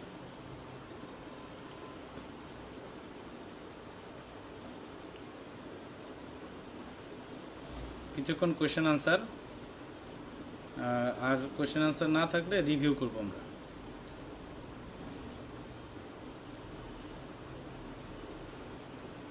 তো রিভিউ করতে থাকি, কোয়েশ্চেন আনসার আসলে আমরা ডিসকাস করব। যেমন আমরা বলেছিলাম একটা নর্মাল চেস্ট এক্সরেতে কি কি জিনিস আমরা কেয়ারফুলি দেখব, what are the structures to be carefully seen in a chest X-ray. Position of the mediastinum, যেটা আমরা ট্রাকিয়া এবং হার্টের শ্যাডোর পজিশন থেকে দেখি। তারপর কোস্টোফ্রেনিক অ্যান্ড কার্ডিওফ্রেনিক অ্যাঙ্গেলস। আচ্ছা, গ্রাউন্ড গ্লাস সম্পর্কে একটু বলেন। আমি অলরেডি বলেছি তনয়, গ্রাউন্ড গ্লাস অপাসিটি হচ্ছে মানে হোল লাং ফিল্ড, মানে এমন একটা অপাসিটি যেটা ঘষা কাচের মতো, মানে একদম অপেক মনে হচ্ছে, এটা হচ্ছে গ্রাউন্ড গ্লাস অপাসিটি। আচ্ছা, একজন আরেকটা কোয়েশ্চেন করেছেন কি, খান মোহাম্মদ জাহিদ, চেস্ট এক্সরে দেখার সময় কি কি ফার্স্টে দেখা উচিত, প্রোটোকল। এই যে এত প্রোটোকল এগুলোই। এখন প্রোটোকল হচ্ছে কিছু গদবাদা মুখস্থ জিনিস, এগুলো আসলে বলার প্রয়োজন হয় না। যেমন আর লেখা আছে কোন দিকে, সাইড অফ দ্য এক্সরে আপনি ডিটারমাইন করবেন, আর অথবা এল দিয়ে, কোনটা রাইট সাইড কোনটা লেফট সাইড। তারপর এটা মেল এক্সরে নাকি ফিমেল এক্সরে, প্রথমেই ব্রেস্টের শেডো নিয়ে দেখে নেবেন। এক্সরে পজিশনিং ঠিক আছে কিনা, ক্লাভিকলের পজিশন দিয়ে আমরা দেখি। এগুলো ইম্পর্টেন্ট না, আমি আসলে এইসব জিনিস আলোচনাই করতে চাই না, লেস ইম্পর্টেন্ট এগুলোর কোনো ধরনের ইম্পর্টেন্স নাই। তারপর ইম্পর্টেন্স আছে একদম, মানে ইনিশিয়ালি ইম্পর্টেন্স আছে, যখন এক্সপার্ট হয়ে যাবেন এগুলোর কোনো ধরনের ইম্পর্টেন্স নেই। তারপরে ইন্সপাইরেটরি ফিল্ম নাকি এক্সপাইরেটরি ফিল্ম, এটা শুরুতে দেখে নেবেন, দেখলেই বোঝা যায়। তারপরে আপনি এই প্রোটোকল অনুযায়ী এগিয়ে যাবেন, যে এটা পজিশন অফ দ্য মিডিয়াস্টিনাম, মানে ট্রাকে এবং হার্টের পজিশন, কোস্টোফ্রেনিক এবং কার্ডিওফ্রেনিক অ্যাঙ্গেলস ক্লিয়ার আছে কিনা, কার্ডিয়াক শ্যাডোর মানে এনলার্জ কিনা, কোনো ধরনের অ্যাবনর্মালিটি আছে কিনা কার্ডিয়াক শ্যাডোতে, লাং ফিল্ডে কোনো ধরনের অপাসিটি আছে কিনা, কোনো ধরনের ট্রান্সলুসেন্সি আছে কিনা, হ্যাঁ, তারপরে ডোম অফ দ্য ডায়াফ্রামের পজিশন ঠিক আছে কিনা, পালমোনারি ভাস্কুলেচার নর্মাল কিনা, বনি থোরাক্স নর্মাল কিনা। এইভাবে আমরা প্রোটোকল অনুযায়ী চেস্ট এক্সরে দেবো। মানে শুরুর দিকে আপনি প্রোটোকল ফলো করতে পারেন, কারণ শুরুতে আসলে এইভাবেই শিখতে হয়। তো এইভাবে শিখতে গেলে আবার নিজের মনের ভিতরে অনেক প্রেশারও তৈরি হয়, এই জন্য আপনি আনন্দের সাথে শিখবেন। মানে এখানে যে পয়েন্টগুলো শো করা হয়েছে এইগুলো যেন মিস না হয়, ওই রাইট লেফট মেল ফিমেল এইগুলো মিস হওয়ার বিষয় না, এগুলো আসলে হবে না। আবার একজন গ্রাউন্ড গ্লাস অপাসিটি তো বলেছি আর না, 2বার বলা হয়েছে ground glass opacity. Ground glass opacity মানে হচ্ছে টোটাল লাং ফিল্ডে একটা হচ্ছে মানে মাইল্ড একটা ঝাপসা এক ধরনের অপাসিটি, সেটাকে মানে ঘষা কাচের মতো, যে কাচকে তো আমরা ক্লিয়ারলি দেখি, কাচটাকে ঘষে ফেললে যেরকম হয় এগুলোকে আমরা গ্রাউন্ড গ্লাস অপাসিটি বলি। আচ্ছা, যেমন এই কোভিডে এখন খুব গ্রাউন্ড গ্লাস অপাসিটি নিয়ে আলোচনা হচ্ছে, ইন্টারস্টিশিয়াল লাং ডিজিজে এগুলো তো আসলে সিটি স্ক্যানে, এক্সরের চেয়ে সিটি স্ক্যান বেশি ইম্পর্টেন্ট গ্রাউন্ড গ্লাস অপাসিটি। হ্যাঁ, ইন্টারস্টিশিয়াল লাং ডিজিজে একদম আর্লি ইয়াতে গ্রাউন্ড গ্লাস অপাসিটি থাকে। এপি ভিউ পিএ ভিউর ডিফারেন্স কোনটা বেটার? আমাদের সব কিছুই পিএ ভিউ, এত ডিফারেন্স করারই আপনার প্রয়োজন নেই। ডিফারেন্স সবাই জানেন, যে কোয়েশ্চেন করেছেন আপনিও জানেন ডিফারেন্স। এটা পিএ ভিউ যেহেতু পিছন দিক থেকে আসে, ভার্টিব্রাল কলামটা মোর প্রমিনেন্ট থাকে, কার্ডিয়াক শ্যাডো লেস প্রমিনেন্ট থাকে। আর এপি ভিউ দিলে ওই সামনের অংশগুলো প্রমিনেন্ট থাকবে, ভার্টিব্রাল কলাম লেস প্রমিনেন্ট। এগুলো জানারই দরকার নেই, AP view PA view. PA view better, এইটাই সবসময় করা হয়, এটার এত গুরুত্ব নেই। আচ্ছা, আপার লোব ডাইভারশনটা যদি একটু বলতেন তো, যেরকম আপার লোব কোয়েশ্চেনটাও একটু আপার লেভেলের আর কি। হ্যাঁ, আপার লোব ডাইভারশন হচ্ছে পালমোনারি ভাস্কুলেচার যদি কোনো কারণে মানে উপরের দিকে প্রমিনেন্ট থাকে, এটা পালমোনারি আর্টেরিয়াল হাইপারটেনশনে হয় সাধারণত আপার লোব ডাইভারশন। এটা আপনার মানে নর্মাল এক্সরে যেগুলো আপনার হাজার হাজার এক্সরে প্র্যাকটিস করবেন এগুলোতে এত বেশি ইম্পর্টেন্ট না। পালমোনারি হাইপারটেনশনের কোনো না কোনো তো একটা কারণ থাকবে, সেই কারণের ফাইন্ডিংই আপনার চোখে চলে আসবে বেশি, এই শুধুমাত্র ভাস্কুলার ফাইন্ডিংই আপনার লাগবে না, এটা শুধুমাত্র কার্ডিওলজি স্টুডেন্টদের দরকার। আচ্ছা, অ্যাবডোমেনের এক্সরেগুলো একদিন আলোচনা করুন। আচ্ছা ঠিক আছে, আলোচনা করা যাবে। অ্যাবডোমেনের এক্সরে আমাদের মেডিসিনের জন্য খুব বেশি প্রয়োজন নেই আসলে, মানে একদম মেডিসিন সার্জারি সব মিলিয়ে তারপরেও খুব মানে লেস ইম্পর্টেন্ট। মানে লেস ইম্পর্টেন্ট কি, শুধুমাত্র ইন্টেস্টাইনাল অবস্ট্রাকশন এবং হচ্ছে আমাদের এই perforation of the gas containing হলো ভিসকাস, আর কিছু স্টোন ধরেন স্পেশালি রেনাল স্টোন আর কি। এর বাইরে আসলে মানে আমরা তো আর এখানে রেডিওলজিস্ট হব না, আর স্পেসিফিক সাবজেক্টে যখন পড়াশোনা করবেন তখন তো অবশ্যই বেশি বেশি পড়বেন। এই জন্য বাপ্পিকে বলছি যে আপনি শুধুমাত্র রেগুলার প্র্যাকটিসের জন্য perforation of the gas containing হলো ভিসকাস, তারপরে হচ্ছে ইন্টেস্টাইনাল অবস্ট্রাকশন, সেটা sub acute, small intestinal obstruction, large intestinal obstruction এবং হচ্ছে রেনাল স্টোন, এইগুলো একটু জানা থাকলে মোটামুটি আপনারা আপনাদের আর সমস্যা হবে না আর কি অ্যাবডোমেনের এক্সরে ইন্টারপ্রেট করার জন্য। আচ্ছা, ভিডিওটা রেকর্ড ইনশাল্লাহ করা হবে। ফাইব্রোসিস অ্যান্ড কলাপসের পুলিং ইফেক্ট হয় কেন স্যার? পুলিং মানে আপনি সঞ্জয়, পুলিং ইফেক্ট মানে তো সহজ। পুলিং ইফেক্ট মানে হচ্ছে পুল করা একটা জিনিস ফাইব্রোস্ট মানে হচ্ছে সেখানে ফাইব্রোসিস সব কিছু ক্রাউডেড, সেই ক্রাউডেড জিনিসে রিবকেও সে ক্রাউডিনিং করে ফেলে। আমরা বনি থোরাক্সে রিবের ক্রাউডিনিংই দেখবো, কিন্তু রিবের ক্রাউডিনিং তো আর এমনি হবে না, ওইখানে ফাইব্রোটিক চেঞ্জ থাকবে, ওই চেঞ্জের সাথে সাথে এমনি পাবো আমরা এটা যেহেতু ফাইব্রোস শ্রিঙ্কেজ হচ্ছে, ভলিউম শ্রিঙ্কেজ, ফাইব্রোসিস এবং কলাপসে ভলিউম শ্রিঙ্কেজ হচ্ছে, ভলিউম শ্রিঙ্কেজের জন্য নিজের দিকে টেনে নিয়ে আসছে। আর প্লুরাল এফিউশন এবং নিউমোথোরাক্সে হচ্ছে এখানে একটা লাংয়ের আউটসাইড থেকে একটা প্রেশার তৈরি হচ্ছে, বাড়তি ফ্লুইডের প্রেশার, বাড়তি এয়ারের প্রেশার, সেই জন্য সে ধাক্কা দিয়ে পুশ করছে। আর ফাইব্রোসিস আর কলাপস নিজেই চুপসে গিয়েছে, তো নিজেই চুপসে গেলে সব কিছু নিজের দিকে টেনে নিয়ে আসবে। আচ্ছা, আনফোল্ডিং অফ এওর্টা একবার, এটা আমি বলেছি প্রেজেন্টেশনে, আনফোল্ডিং অফ এওর্টা মানে এওর্টাটা ফোল্ড করে কার্ডিয়াক শ্যাডোর পিছন দিক দিয়ে চলে যায় ডিসেন্ডিং থোরাসিক এওর্টা। তো ফোল্ডটা করার সময় আমরা আর্চ অফ দ্য এওর্টাটাকে এওর্টিক নাকেল হিসেবে দেখতে পাই, এওর্টিক নাকেল শুধুমাত্র এতটুকু নর্মাল এক্সরেতে দেখতে পাই। তো যাদের ইলাস্টিসিটি কমে যায় এওর্টার, যেমন স্পেশালি ইন ওল্ড এজ, তো সেখানে এওর্টাটা এতটা ফোল্ডেড থাকে না, আনফোল্ডেড হয়ে একটু বাইরে বের হয়ে আসে। তখন এই যে ডিসেন্ডিং থোরাসিক এওর্টার যে নামতেছিল সেটা আমরা হার্টের এই লেফট বর্ডার দিয়ে আমরা দেখতে পাই, এটাকে বলা হয় আনফোল্ডিং অফ দ্য এওর্টা। আমি একটা পিকচার দেখিয়েছি, একটু দেখে নেবেন unfolding of the এওর্টার।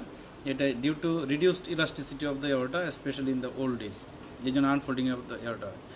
Reticular shadow repeat, reticular মানে আজ থেকে আপনি জেনে নেন এটা একটা ফাইব্রোটিক শ্যাডো, ফাইবার, কত ধরনের ফাইবার চিনেন আপনি জীবনে? অনেক ধরনের ডায়েটারি ফাইবার চিনেন, তারপরে বিভিন্ন ধরনের এই যে সুতার ফাইবার চিনেন, পাটের ফাইবার চিনেন, তাই না? ফাইবারের তো অভাব নাই। এই যে ফাইব্রাস, এই ফাইবারগুলোকে বলা হয় রেটিকুলার শিট।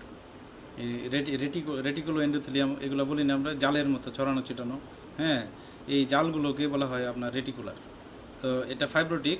লোকালাইজড যদি ফাইব্রোসিস হয়, যেমন আমরা পোস্ট টিবি ফাইব্রোসিস বলি আপার লোবে, সেটাকেও আমরা রেটিকুলার শ্যাডো হিসেবে ডিসক্রাইব করব।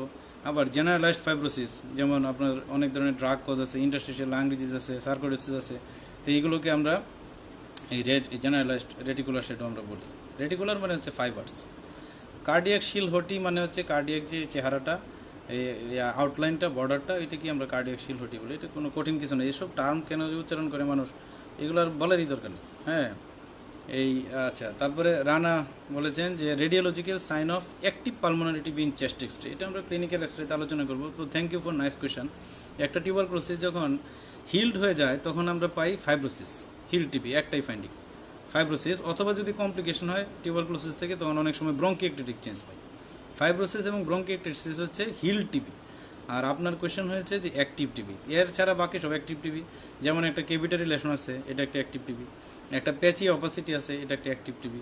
একটা প্লুরাল ইফিউশন হয়ে আছে ইউনিলেটারাল, এটা একটা অ্যাক্টিভ টিবি। একটা অ্যাবসেস হয়ে আছে টিউবারকুলার, এটা একটা অ্যাক্টিভ টিবি। মানে অ্যাক্টিভ যদি কোনো ধরনের লেশন থাকে তার নামই হচ্ছে অ্যাক্টিভ টিবি। যেমন প্যাচি অপাসিটি, তারপরে হচ্ছে একটা টিউবারকুলার কনসলিডেশন, একটা টিউবারকুলার অ্যাবসেস, একটা হচ্ছে আপনার কেভিটারি লেশন, একটা হচ্ছে pleural effusion. These are the features of the radiological features of the active pulmonary TB. কোনো কোনো বইতে কম আছে, কোনো কোনো বইতে দু একটা কথা বেশিও আছে আর কি। মিলিয়ারি মডেলিং আছে, ওইটাও একটা অ্যাক্টিভ টিবি ফিচার। আর যখন হিল্ড হয়ে যাবে তখন হচ্ছে ফাইব্রোসিস অথবা ব্রঙ্কিয়েক্টেটিক চেঞ্জ থাকবে তখন। হানিকম অ্যাপিয়ারেন্স কীভাবে বুঝবো, এটা আগেও কোয়েশ্চেন করা হয়েছিল রাকিব। এটা হচ্ছে হানিকম বলতে আমাদের কিছু ক্যাভিটারি ছোটো ছোটো লেশন একসাথে জড়ো হয়ে এই মৌমাছির চাকের মতো হবে, মধুর চাকের মতো হবে, সেটিকে আমরা হানিকম্ব অ্যাপিয়ারেন্স বলবো। সাধারণত ব্রঙ্কিয়েক্টেসিস এরকম পাওয়া যায়। এক্সরেতে যে সবসময় পাওয়া যায় এমন কোনো কথা না। এই চেঞ্জগুলো সবচেয়ে বেশি পাওয়া যায় আমাদের চেস্ট সিটি স্ক্যানে। আরেকটা জিনিস মনে রাখবেন, চেস্ট সিটি স্ক্যানে কোনো দিন কোনো নর্মাল রিপোর্ট ইউজুয়ালি পাওয়া যায় না। মানে near to the 0% কেজে chest CT scan normal পাওয়া যায়। যার এই চেস্টের একটা সিটি স্ক্যান করবেন, কিছু না কিছু এই ধরনের নোডিউলার, ফাইব্রোটিক, রেটিকুলার, ঠিক আছে, গ্রাউন্ড গ্লাস, হানিকম, ভংচং, এই ভলিউম শ্রিঙ্কেজ, কিছু একটা দিয়া একটা অ্যাবনর্মাল রিপোর্ট সাধারণত চেস্ট এক্সরেতে আসে, চেস্ট সিটি স্ক্যানে আসে।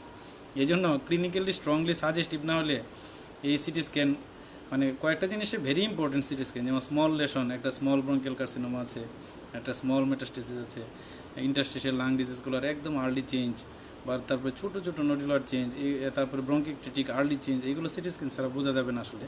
কিন্তু সিটি স্ক্যান দিলেই মানে প্রত্যেকেরই লাং কিছু না কিছু প্যাথোলজি নিয়ে থাকে, ছোটোখাটো নন সিগনিফিকেন্ট থাকে। এই জন্য এই চেস্ট সিটি স্ক্যানে খুব বেশি নর্মাল ফাইন্ডিং থাকে না, আমি দেখি না আর কি। রিপোর্টে কিছু না কিছু একটা অ্যাবনর্মালিটি দিয়ে দেয়। আচ্ছা, রেটিকুলো নডিউলার শেডোয়িং মানে combination of the reticular and nodular shadowing. Nodular shadowing আমরা বলেছি যে রাউন্ডেড ওয়েল সার্কামস্ক্রাইব শ্যাডো, সেটা অনেক ছোট ছোট হতে পারে। বড় নডিউল যেমন আমরা বলেছি সেকেন্ডারি মেটাস্টেসিস, স্মল অ্যাবসেস, এগুলোতে বড় নডিউল থাকে। আবার ছোট ছোট একদম মিলিয়ারি নডিউলও থাকে, ছোট ছোট। তো এই মিলিয়ারি নডিউল এবং হচ্ছে রেটিকুলার মানে ফাইব্রোটিক, দুইটার কম্বিনেশন যখন থাকে তখন আমরা এটাকে বলি রেটিকুলো নডিউলার শ্যাডোয়িং। সাধারণত ইন্টারস্টিশিয়াল লাং ডিজিজে থাকে। কিছু দেয়ার আর সাম differential diagnosis. বাল্সড pulmonary কোনাস and aortic নাকেল কীভাবে এলাতে পারবো? এওরটিক নাকেল তো এওরটা হচ্ছে আপনার, এই আমি ছবি দেখাই, তাহলে এই ছবি দেখালে এটা আমরা বুঝতে পারবো। এওরটিক নাকেল হচ্ছে এইটা, এই যে একদম এওরটা ব্যান্ড হয়ে সবার উপরে যেটা, এটা হচ্ছে এওরটিক নাকেল। এওরটিক নাকেল যেখানে শেষ হয়ে গেছে, এরপরে হচ্ছে পালমোনারি কোনাস, এই যে লেফট বর্ডার অফ দ্য হার্টের সাথে এসে মার্চ করেছে পালমোনারি কোনাস। তো পালমোনারি কোনাস হচ্ছে এইটা নিচের অংশ, এওরটা হচ্ছে উপরের অংশ। তো এওরটিক নাকেল তো এটা উপরে, একদম উপরে, এই যে এরকম গোল অ্যাসেন্ডিং এওরটা এইভাবে আর্চ করে, আর্চ অফ দ্য এওরটা শেষ করে এওরটিক নাকেল তৈরি হয়েছে। এর সাথে পালমোনারি কোনাসের কোনো সম্পর্ক নেই।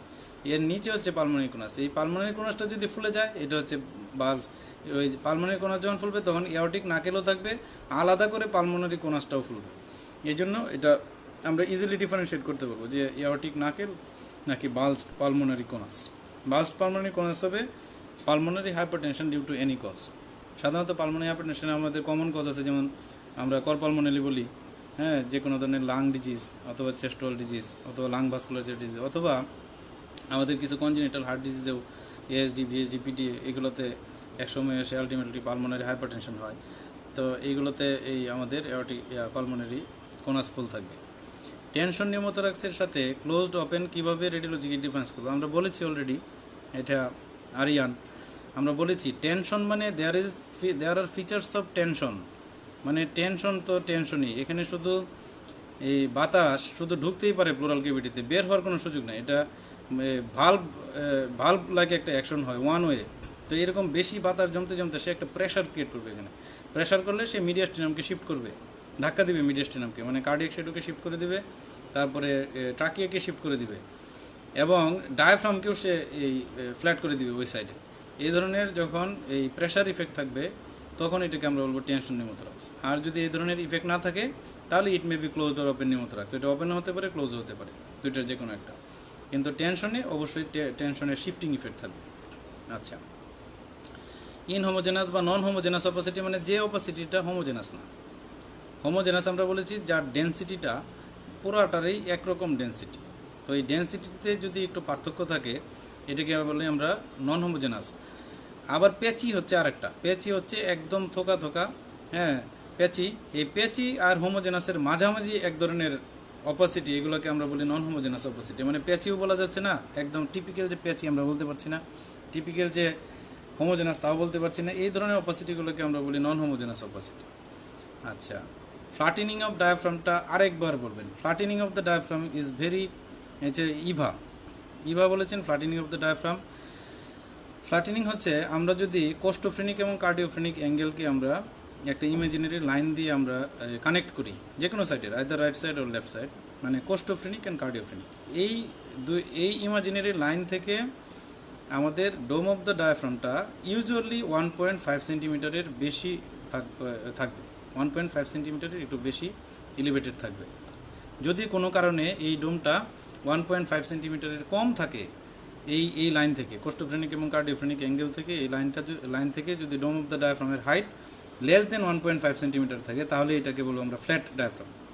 আসলে এটা শুধু আইসোলেটেডভাবে ফ্ল্যাট হয় না, কোনো একটা প্যাথোলজির সাথে ফ্ল্যাট হয়। কাজেই যেমন আপনার একটা সিওপিডি আছে এমফাইসিমা, ওইখান থেকে ফ্ল্যাটিং, তো এমফাইসিমার তো আরও কত চেঞ্জ থাকবে, ওইটা দেখেই এর সাথে ফ্ল্যাটিংটা মিলিয়ে নেবেন, আলাদা করে ফ্ল্যাট খোঁজার আপনার প্রয়োজন নেই।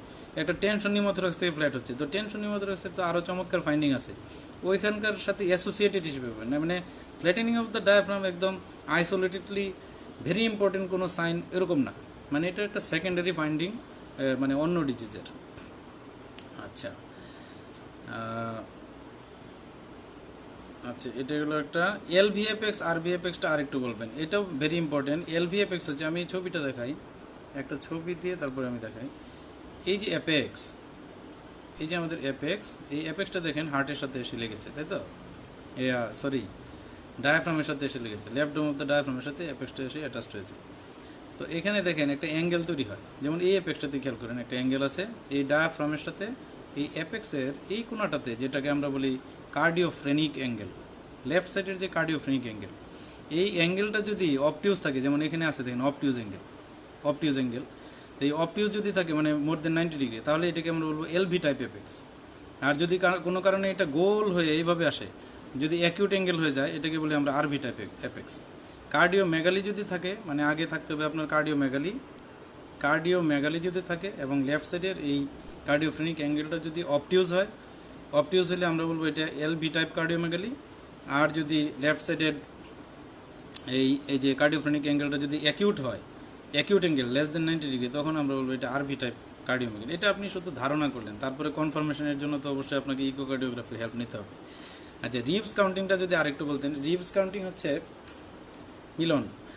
মিলন বলেছেন যে রিবস কাউন্টিংটা অ্যান্টেরিয়র পোর্শন। দেখেন আমরা দুইটা ইম্পর্টেন্স বলেছিলাম, একটা বলেছিলাম যে রেডিওলজিক্যাল জোন ভাগ করার জন্য লাগে, আরেকটা বলেছিলাম যে লো ডায়াফ্রাম কিনা। এটা হচ্ছে অ্যান্টেরিয়র পোর্শন, যেহেতু এটা পোস্টেরিয়র অ্যান্টেরিয়র ভিউ, অ্যান্টেরিয়র পোর্শনগুলো একটু ঝাপসা থাকে, তো এই এবং ল্যাটারাল টু মিডিয়াল থাকে। এই অ্যান্টেরিয়র রিবগুলা এই শুরু থেকে কাউন্ট করা শুরু করে দেবেন। সবার উপরে যেটা, সেটা হচ্ছে আমাদের ফার্স্ট রিব। আমি একটু ছবি দেখাই, ছবি দেখালে ভালো হবে।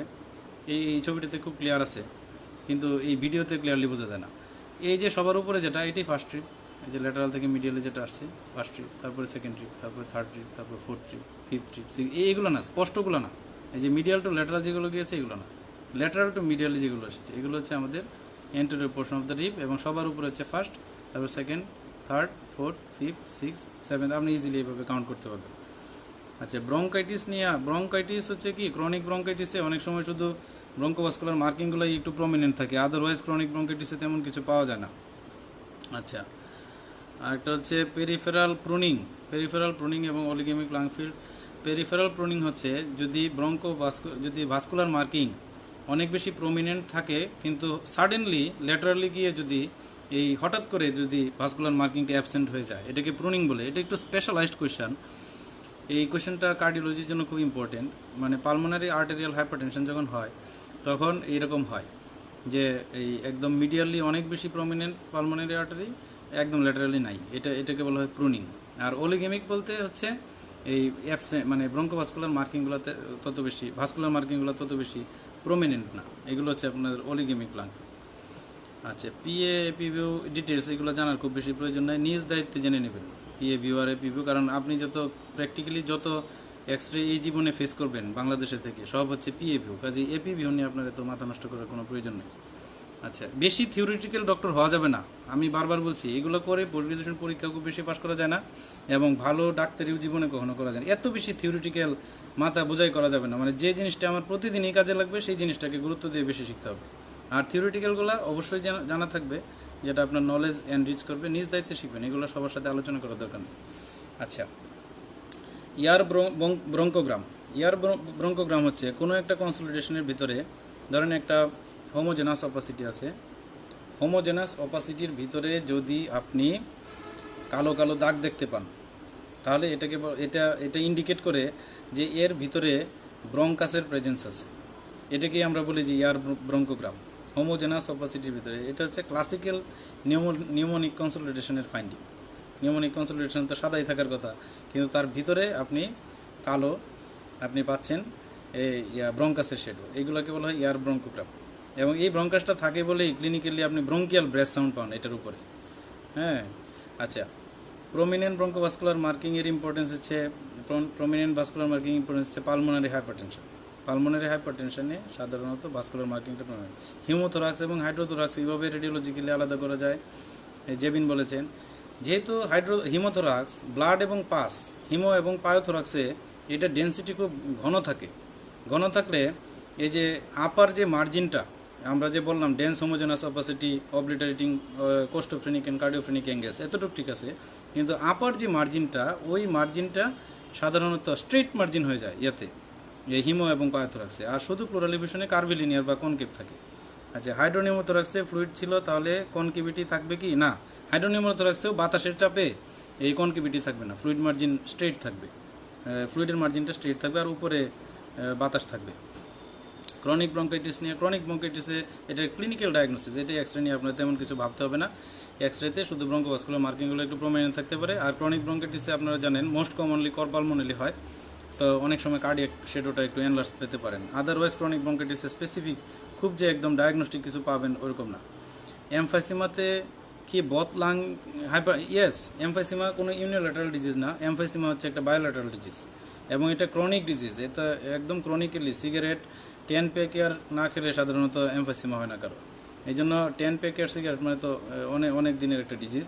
তো এই ডিজিজটাতে বায়োল্যাটারাল হাইপার ট্রান্সলুসেন্সি হয়, কিন্তু বায়োল্যাটারাল ট্রান্সলুসেন্সি হলে ব্রঙ্কোভাস্কুলার মার্কিং এর ভিতরে থাকে।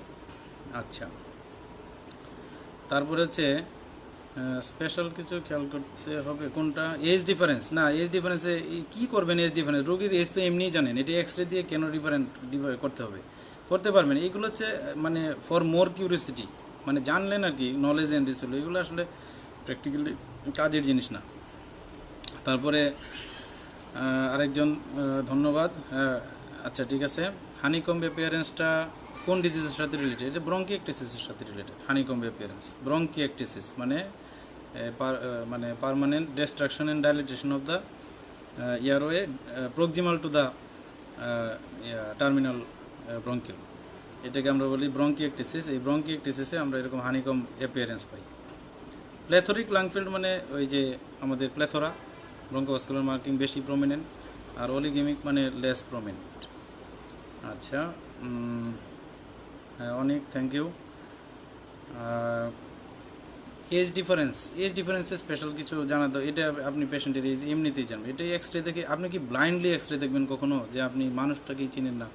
এখন এই ব্লাইন্ডলি এক্স রে অবশ্যই ইয়াতে দেখা দিতে পারে, আপনাকে পরীক্ষায় দিতে পারে, তবে পরীক্ষায় পেডিয়াট্রিক্সের এক্স রে দিবে, আর অ্যাডাল্ট মেডিসিনের পরীক্ষায় অ্যাডাল্ট মেডিসিনের এই এক্স রে দেবে। এই এজ ডিফারেন্স আসলে লাগে না। আচ্ছা স্যার, ভাস্কুলার মার্কিংসগুলা বুঝতে পারছি না। ভাস্কুলার মার্কিং তো সহজ, এটা এক্স রে লাং ফিল্ডটাতে তাকাবেন, সুতার মতো যে সাদা সাদা জিনিসগুলো, এগুলোকে একসাথে ব্রঙ্কো ভাস্কুলার বলে, আলাদাভাবে আসলে ভাস্কুলার বলে না। আর লার্জ ভেসেল একদম রাইট পালমোনারি আর্টারিটা একদম হাইলামের কাছাকাছি দেখা যায়, বড় একটা এই ভাস্কুলার মার্কিং। আচ্ছা, অলিগেমিক লাং ফিল্ডটা বলেছি অনেকবার, আর বলবো না। এজ ডিফারেন্স আবারও একই কথা, এগুলোর প্রয়োজন নাই কোনো। হ্যাঁ, এটা কি বলেছে, presence of B vascular marking, Kerley's B line বলে একটা কথা আছে, পালমোনারি ইডিমাতে হয়। পালমোনারি ইডিমাতে তো ইডিমার ফাইন্ডিংই আপনি পাবেন ব্যাট উইং অ্যাপিয়ারেন্স, মানে একদম মিডিয়ালি এই প্যাচি অপাসিটিগুলো পাবেন, ল্যাটারালি একটু কম। আর এগুলোতে অনেক সময় সেপ্টাল ইডিমা হয়ে ওই কোস্টোফ্রেনিক অ্যাঙ্গেলের কাছাকাছি ইয়া হয়, যে ট্রান্সভার্স কিছু লাইন পাওয়া যায়, এগুলোকে বলে কার্লিস বি লাইন। বি মানে বেজ, লাঙের বেজে পাওয়া যায় যেগুলো, এগুলো হচ্ছে কার্লিস বি লাইন। আর এ মানে হচ্ছে অ্যাপেক্স, আপার পার্টে যেগুলো পাওয়া যায় এগুলোকে বলে কার্লিস এ লাইন, হার্ট ফেলিওরে পাওয়া যায় এগুলো। LB type, RB type, apex বলেছি, একটু দেখে নেবেন। আচ্ছা, তারপরে হচ্ছে head neck sinus X-ray. Head neck sinus এক্সরেতে যারা ইএনটি স্পেশালিস্ট এরা ওইগুলো দেখবেন। আমরা যারা মেডিসিন নিয়ে কাজ করি বা জেনারেল প্র্যাকটিশনার হিসেবে, আমাদের হচ্ছে এই স্কালের এক্সরেতে আমরা অন্য একদিন আলোচনা করব, আমরা কিভাবে অস্টিওলাইটিক লেশন বুঝতে পারবো, কিভাবে থ্যালাসেমিয়া বুঝতে পারবো। থ্যালাসেমিয়া তো আসলে এক্সরে করে বোঝার প্রয়োজন নাই, আপনি ক্লিনিক্যালি বুঝবেন, তারপরেও থিওরিটিক্যালি শুধু জানা। আর সাইনাসের কিছু এক্সরে, সাইনোসাইটিস বোঝার জন্য, মানে এইগুলো এত ডিটেলস শিখবেন না, মানে সময় নষ্ট করবেন না। আপনি যদি স্পেশালিস্ট হন ওই সাবজেক্টের তাহলে শিখবেন, আর রেগুলার প্র্যাকটিসের জন্য এত বেশি করতে গিয়ে সময় নষ্ট করার দরকার নেই। হিমোমিডিয়াস্টিনাম হলে এক্সরে, দেখেন এত কঠিন কোশ্চান হিমোমিডিয়াস্টিনাম, এটা দেখে নিন আপনি। আচ্ছা, তারপর নিউমোনিক কনসলিডেশন অ্যান্ড হচ্ছে টিউবারকুলার কনসলিডেশনের রেডিওলজিক্যাল ডিফারেন্স করব কিভাবে? Very much difficult to differentiate কনসলিডেশনগুলো। একটা যে কোনো কনসলিডেশন হলে আমরা বললাম যে air bronchogram, most likely pneumonic, patchy থাকলে এই বললাম যে টিউবারকুলার, আবার একটু কী বলে সানরে অ্যাপিয়ারেন্স এরকম থাকলে বললাম যে এটা ম্যালিগনেন্ট। এইগুলো শুধুমাত্র থিওরিটিক্যাল, এইগুলো ডিফারেন্স করা যাবে না এত। হ্যাঁ, এত করা যাবে না। যখনই একটা কনসলিডেশন পাবো, তিনটা ডিডি মাথায় রাখতে হবে। সে মানে নিউমোনিক হতে পারে, টিউবারকুলার হতে পারে, ম্যালিগনেন্ট হতে পারে, এবং এইগুলোকে আমাদের ক্লিনিক্যালি ডিফারেন্সিয়েট করতে হবে। আসলে ক্লিনিক্যাল সার্কামস্টেন্স, এখন একটা মানুষের বয়স কত, তার ফিভার কত দিন, চেস্ট পেন আছে কিনা, কাফ আছে কিনা, হিমোপ্রেসিস আছে কিনা, ওয়েট লস আছে কিনা, এইগুলো দেখে, এবং সাপোর্টিভ ইনভেস্টিগেশন, হ্যাঁ, কমপ্লিট ব্লাড কাউন্টের সাপোর্ট নিব আমরা, স্পোটামের সাপোর্ট নিব, এইগুলো করে টোরে আমরা ডিফারেন্স, মানে একদম যে একদম এক্সরে দেখেই বলে দিব এটা ব্রঙ্কিয়াল কার্সিনোমা, এক্সরে দেখেই বলে দিব টিউবারকুলোসিস, এক্সরে বলেই দিব নিউমোনিক, এতভাবে ডিফারেন্সিয়েট করা যাবে না। হ্যাঁ, এইভাবে আসলে ডিফারেন্সিয়েট করা যাবে না। সাম ডিফারেন্সিয়েটিং পয়েন্টস আছে, এগুলো শুধু জানা থাকতে হবে। Water active radiological science of TB বলা হয়ে গিয়েছে, ওয়াটার দ্য অ্যাক্টিভ সায়েন্স, একটু দেখে নেবেন। বেসিক একজনের ক্লিয়ার হয়েছে, আর একটু ভালোভাবে পড়লে ক্লিয়ার হবে, আর চর্চা করতে হবে। আচ্ছা, which one is important, AP or PA view? এই যে রাজিয়া সুলতানা বলেছি, সব পিএ ভিউ, সব পিএ ভিউ, এপি ভিউ এর আমরা কোনো এক্সরে দরকার নেই। আচ্ছা, তারপরে ডিএম ক্লাসের রেকর্ডিং দেখে নিন, আছে। Thank you. ক্রনিক ব্রঙ্কাইটিস তো বলেছি, ক্রনিক ব্রঙ্কাইটিস। পালমোনারি কোনাস কি অলওয়েজ দেখা যাবে? ইয়েস, অলওয়েজ দেখা যাবে পালমোনারি কোনাস। কোনো কারণে পালমোনারি কোনাস যদি অ্যাবসেন্ট হয়, সেটা ধরে নিতে হবে যে হয়তো বা পালমোনারি স্টেনোসিস, অথবা পালমোনারি স্টেনোসিস আছে, সেটা আইসোলেটেড পালমোনারি স্টেনোসিস অথবা অ্যাসোসিয়েটেড, যেমন টফে থাকে। তো এটাতে একটা টফ, তো টফ তো আমরা শুধুমাত্র পালমোনারি কোনাস দিয়ে ডায়াগনোসিস করবো না, তার তো অ্যাসোসিয়েটেড অনেক ফাইন্ডিং থাকবে, সেগুলো দিয়ে আমরা ডায়াগনোসিস করবো। আবার এটা আর কি, মানে ইনকনসপিকিউয়াস পালমোনারি আর্টারি ইয়াতেও হয়, এএসডিতেও হয় অনেক সময়। হ্যাঁ, তো এই জন্য এএসডিতে এয়ারটিক নাকেলটা কম প্রমিনেন্ট থাকে, আর পালমোনারি স্টেনোসিসগুলোতে পালমোনারি কোনাসটা একদম থাকে না। আচ্ছা, ক্যালসিফিকেশান এক্সরে কীভাবে বুঝবো? ক্যালসিফিকেশান থাকবে। এখন চেস্টের মধ্যে এক্সরেতে ক্যালসিফিকেশান আমরা বলেছি যে এয়ারটার ভিতরে, ধরেন এয়ারটিক যে নাকেলটা আছে এর ভিতরে যদি ক্যালসিফাইড সেটাও থাকে। ক্যালসিফাইড মানে হচ্ছে অনেক ডেন্স, বোনের কাছাকাছি ডেন্স, বোনের সমান ডেন্সিটি, ছোটো ছোটো দানা দানা। হ্যাঁ, এরকম যদি থাকে এটা কেবল আমরা এয়ারটিক নাকেল ক্যালসিফিকেশান, ডিসেন্ডিং এয়ারটাতে থাকে। আদারওয়াইজ লাংয়ের ফিল্ডেও ক্যালসিফাইড লেশন থাকতে পারে, যেমন ওল্ড হিল্ড টিউবারকুলোসিস হিল্ড হয়ে গিয়েছে, সেখানে ডিস্ট্রফিক ক্যালসিফিকেশন হয়েছে। আপনারা জানেন ডিস্ট্রফিক ক্যালসিফিকেশন ডেড টিস্যুতে হয়, আর মেটাস্টেটিক ক্যালসিফিকেশন লাইভ টিস্যুতে সারা শরীরেই হয়। তো হিল্ড পালমোনারি টিবিতে ক্যালসিফিকেশন কমনলি পাওয়া যায়, ইভেন ক্যালসিফাইড লিম্ফ নোডও পাওয়া যায় এক্সরেতে। তো এটা হচ্ছে ডিস্ট্রফিক। আর বেশি বয়সে এয়ারটার ভিতরে ক্যালসিফিকেশন পাওয়া যায়।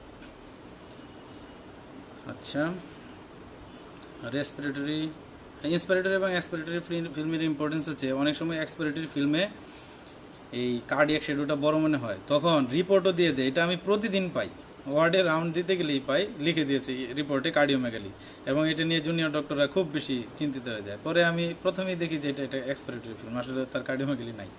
তো এই জন্য কার্ডিওমেগালি দেখছেন, ফিল্মটা দেখে নেবেন এক্সপিরেটরি কিনা। এক্সপিরেটরি সহজেই বুঝবেন, এই যে আমরা বলেছিলাম যে রিব, সিক্সথ রিব এসে ডায়াফ্রামের মিড পয়েন্টকে টাচ করবে, এরকম যদি সিক্সথের কম টাচ করে, 4টা বা 5টা রিব এসে টাচ করে ফেলেছে দুই সাইডেই, তখনই বুঝবেন যে এটা একটা এক্সপিরেটরি ফিল্ম।